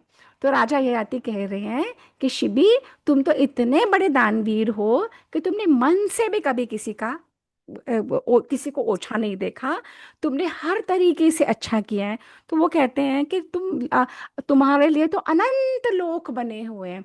तो शिवी कहते हैं, हे महाराज ले लो ना, प्लीज ले लो। वो कहते हैं, नहीं ले सकता मैं ऐसे नहीं ले सकता। तो चारों मिलके कहते हैं, आप हम चारों से ले लो, और हम चारों ना भौम नरक में हम अपना समय बढ़ा देंगे, हम और नरक में चले जाएंगे, आप वहीं रहो। वो कहते नहीं। यहाँ ये बातचीत चली रही होती है, वहां एक इतनी सुंदर तपस्विनी स्त्री आती है, एकदम सुंदर मृगों के साथ आती है, मृग चर्म पहना हुआ है, चेहरे पे तेज है, रूप उसका इतना सुंदर इतना सुंदर। तो वो कहते हैं, वो देखती है, वो जो ये चारों यहाँ पे खड़े हैं, ये लोग हवन कर रहे हैं, वहां से वो स्त्री आती है, और वो देखते हैं कि ये स्त्री ने ऊपर देखा और ऐसे प्रणाम किया। तो वो कहते हैं, हे माते, ये कौन है जो आप इनको प्रणाम कर रही हैं? तो ये जो स्त्री आती हैं, ये होती है तपस्विनी माधवी। माधवी। तो ये कहते हैं, हे माते चारों, कि ये कौन है आप इनको प्रणाम कर रही हैं? तो बोले कि ये तुम भूल गए, तुम्हें नहीं पता, ये ना। ये मेरे पिता हैं, ये राजा ययाति है, ये मेरे भाई पुरु को राज्य देके वन में गए तपस्या कर करके, और स्वर्ग लोक में गए, पर ना जाने क्या हुआ है, ये क्यों स्वर्ग लोक से नीचे आ गए हैं। मुझे तो बहुत चिंता हो रही है, क्योंकि वो उनकी तरफ देखती है तो राजा ययाति के पैर पृथ्वी पे नहीं होते, वो बीच में होते हैं। तो वो कहती है, वो कहते हैं, हे पुत्रों। तो वो कहती है कि ये तो तुम्हारे मातामह हैं। पितामह सुना है सबने ना, नाना पितामह है, दादा के लिए बोलते हैं। तो माधवी कहती है, हे पुत्रो, ये तो तुम्हारे मातामह हैं, नाना है। तो वो कहती है, तो ये सारे अष्टक वगैरह बताते हैं कि इनके साथ तो ऐसे हो गया, इनका तो स्वर्ग में सारा पुण्य खत्म हो गया, ये तो नीचे आ रहे हैं। तो माधवी बड़ी चिंतित हो जाती है नेचुरली अपने फादर को ऐसे देख के। तो माधवी कहती है, हे पिताश्री, हे पिताश्री, मैं माधवी, और मैंने जो भी पुण्य कमाया है आज तक, अपने ही प्रताप से, किसी का दिया नहीं, किसी का मिला नहीं। और ये जो मेरे पुत्र हैं, ये आपके दौहित्र है। हम जो देवता देवता बोलते हैं ना, देवता बोल देते हैं, नाती बोलते हैं, है ना, ये जो चारों हैं, ये आपके दौहित्र हैं। और धर्म कहता है कि जैसे पुत्र और पौत्रों का अकाउंट चलता है अपने लिनिएज के साथ, वैसे पुत्री और पुत्री और दौहित्र अपने पुण्य, अपनी चीजें अपने नाना को दे सकते हैं। तो ययाति कहते हैं, हे माधवी, अगर जो तुम कह रही हो वो धर्मानुकूल है, तो मैं यह लेने को तैयार हूं। तो और क्योंकि तुमने अपने सारे पुण्य और अपने पुत्रों के पुण्य मुझे दिए, इसलिए आज से, इसलिए आज से क्या होगा, but I tell you something very interesting. हाँ, यही मैं बता रही थी। नहीं, रुक जाओ, तुम अभी मत नहीं, मैं नहीं बता रही, आप बताओ अब। बताओ। इसीलिए आज से, इसलिए आज से जो भी कुछ होगा, पितृ कर्म, श्राद्ध कर्म, बिना दौहित्रों के अधूरा। तुमने और अब तुम्हारे पुत्रों ने अपने सारे पुण्य मुझे दे दिए, इसीलिए अब से तुम पुत्रियों पे और दौहित्रों पे ये आशीर्वाद है कि आज से ये धर्मजनित कार्य है, और दौहित्र देवते जो भी होते हैं वो परम पवित्र माने जाएंगे, पितरों का हर्ष बढ़ाने वाले होंगे। तो वो माधवी कहती, अच्छा। फिर वो कहते हैं कि श्राद्ध में तीन तीन वस्तुएं पवित्र मानी जाएंगी। तो वो कहती, कौन सी? वो कहते हैं दौहित्र देवते जो होते हैं, कुतप और तिल। अब बताती हूँ एक एक क्या आता है। हाँ, फिर वो कहते हैं कि तीन गुण प्रशंसित होंगे, तीन गुणों की प्रशंसा होगी श्राद्धों में। कौन से? पवित्रता, अक्रोध, और उतावलापन बहुत नहीं रखना। हाँ, फिर वो कहते हैं तीन तरह के मनुष्य श्राद्ध में पवित्र माने जाएंगे। एक भोजन करने वाला, एक भोजन परोसने वाला, और जो वैदिक मंत्रों से वो करते हैं। तो आप लोगों को पता है ना, श्राद्धों में सबको बुलाने की परंपरा है, कि जितने भी नियर एंड डियर होते हैं हम उनको बुलाते हैं ना, यही रीजन है। तीन तरह के मनुष्य, जो भोजन करने वाले, परोसने वाले, और मंत्र बनाने वाले पवित्र माने जाएंगे। श्राद्धों में कुतप, कुतप माने जब तप कम होना, माने जब सूर्य का ताप कम होता है, माने लिखा है कि दिन का 8वां भाग जब शाम ढलने शुरू हो जाती है, वो समय कुतप कहलाता है। तब पितरों के लिए जो दान करता है वो अक्षय हो जाता है। श्राद्ध में तिल पवित्र मानी जाएगी, वो पिशाचों से श्राद्ध की रक्षा करती है। श्राद्ध में कुश पवित्र माना जाएगा। श्राद्ध में क्षत्रिय ब्राह्मण वो रक्षा करते हैं, यतिगण। ये इन्होंने श्राद्धों की व्याख्या व्याख्या की है सब कुछ। तो वैशंपायन जी बोले कि अब राजा ययाति ने बोला, तुमने अपना पुण्य दे दिया, अब तुम लोग भी सब स्नान कर लो, तुम्हारा यज्ञ निबट गया और अब हम सब स्वर्ग में जाएंगे। तो इन लड़कों ने कहा कि नहीं आप जाओ, हम बाद में आ जाएंगे। तो राजा ययाति बोले नहीं, हम इकट्ठा जाएंगे, क्योंकि ये कलेक्टिव पुण्य है, ये मेरे अकेले का पुण्य नहीं है, ये तुम्हारी माता का और इन चारों का पुण्य है। और उस पुण्य के बल के ऊपर, उस पुण्य के बल से ही हम स्वर्ग जा पा रहे हैं और हम स्वर्ग के विजयी बने हैं। और देखो मुझे वो मार्ग क्लियर दिख रहा है। अभी तो हमें आसमान पूरा एक दिखता है ना, जब आपके पुण्य इतने भर जाते हैं तो कहते हैं स्वर्ग का रास्ता दिखता है। दैट्स व्हाट दे से, आई डोंट नो, ठीक है। तो ऐसे ही ये सब इकट्ठे पहुंचे। और जब ये लोग जा रहे थे ना, तो अष्टक ने बोला, महाराज मैं तो समझता था कि मैं ही सबसे फेवरेट हूँ, मैंने ही सबसे अच्छा काम करा है, पर ये देखो अलग अलग 5 रथों में ये लोग जा रहे थे, पर देखो मेरे रथ को भी छोड़ के शिबी का रथ पहुंच गया इंद्र के पास। अष्टक ने ययाति को बोला कि मुझे लग रहा था मैं ही मोस्ट फेवरेट हूँ, मैं ही मोस्ट इंपॉर्टेंट हूँ, मैं ही मोस्ट वो हूँ, पर शिबी का रथ तो मुझसे भी आगे जा रहा है। तो मैं समझता था इंद्र का मैं ही मित्र हूँ। तो उन्होंने कहा, ययाति ने, ये शिबी है ना, इसने ब्रह्मलोक के मार्ग के लिए, प्राप्ति के लिए अपना सब कुछ दान दे दिया। तो दान, तपस्या, सत्य, धर्म, श्री, क्षमा, ये सब कर चुका है। और जो शिबी के उत्तम गुण है, उसमें बुद्धि भी है, अहंकार नहीं। तो अष्टक ने कहा अपने नाना से कि आप सच ही बताइए कि ये जो आप सब कह रहे हो, ये सच में आपने करा, कि आपने इतना राज्य जीता, फिर छोड़ा, फिर बुढ़ापा दिया लिया। मैं तो लगता है सब स्टोरी स्टोरी आप बोल रहे हो। हाँ कोई बात नहीं इंदु, आप निकलो, है ना, मेरा भी फिनिश हो गया। तो वो कहते हाँ, सत्य के ऊपर सब कुछ टिका हुआ है। तो ये हमने आज खत्म कर दिया ययाति का उपाख्यान। अब नेक्स्ट टाइम से ययाति नहीं आएंगे। हमने ययाति के उपाख्यान से जो जो कुछ सीखना था, ग्रहण करना था, वो कर लिया। एंड हैव यू रियलाइज कि कितनी नॉलेज अलग अलग टॉपिक्स के बारे में हमें मिली है इन चैप्टर्स में से, मिली है ना। मेन तो वो मिली कि तीन चीजें क्यों रखते हैं और दोहित्रों का क्या रोल है। मेन तो मेरे को बड़ा सरप्राइज हुआ था सुन के। हम कहते अच्छे होते हैं, पर क्यों होते हैं ये आज पता चला था। हाँ हाँ हाँ हाँ। तिल एक ऐसी चीज है, वो कहते हैं इतने बड़े बड़े राक्षस भी जब तिल छिड़क दो, जल छिड़क दो, तो घबरा के भाग। धार्मिक कार्य है ना। चलो, anything else, should be wind up. 1 घंटा 35 मिनट हो गया। अभी ओके। मैंने ना जो आप आगे है ना, उसके लिए मैंने एक वो टेबल बनाई है, वो जब आप नेक्स्ट सेशन करोगे तो मैं फोटो खींच के डाल दूंगी। तो डाल दोगी तो उस पे बना दो प्रॉपर प्रेजेंटेशन के रूप में। नहीं, वो जो आगे इनका पुरु वंश का वर्णन है ना, एक्सेल शीट पे बना के भेजो ना, लिखत में नहीं आता क्लियर। मैं तो लिख के तो मैंने डाल दिया, लिख दिया एक्सेल मतलब। एक्सेल शीट में बना के टाइप करके भेजो, ठीक है। अच्छा ठीक। ओके ओके, हरिओम एवरीला, मंत्र कर लेते क्विकली। ओम ओम पूर्णमद पूर्णमिदम पूर्णमिदं पूर्ण पूर्णमिदं पूर्णमुदच्यते पूर्णात् मुदच्यते पूर्णस्य पूर्णस्य पूर्णमादाय पूर्णमादाय पूर्णमेवावशिष्यते। पूर्णमेवावशिष्यते। शांति शांति शांति ही। तो ये आज का सेशन इम्पोर्टेंट बहुत था, और I try to make it as interesting as possible, because बहुत प्रीची था, बहुत ज्यादा वो थे। It was okay Parul, bored नहीं हुए बीच बीच में नहीं ना। नहीं नहीं, बहुत, मैं तो नोट्स लिखती रहती हूँ, बीच बीच में ठीक भूल है, जाती हूँ। ठीक है, चलो अब हरिओम। तीन चीज काले, तो मेरे को ये काले तिल से एक चीज और क्या थी? बताती हूँ। कुशा कुशा। कुशा। अच्छा कुशा, ठीक है। नहीं, 3 चीजें कई सारी बताई हैं उन्होंने। नहीं, देवता देवतियों को निमंत्रण होता है अनिवार्य, और काले तिल और कुशा।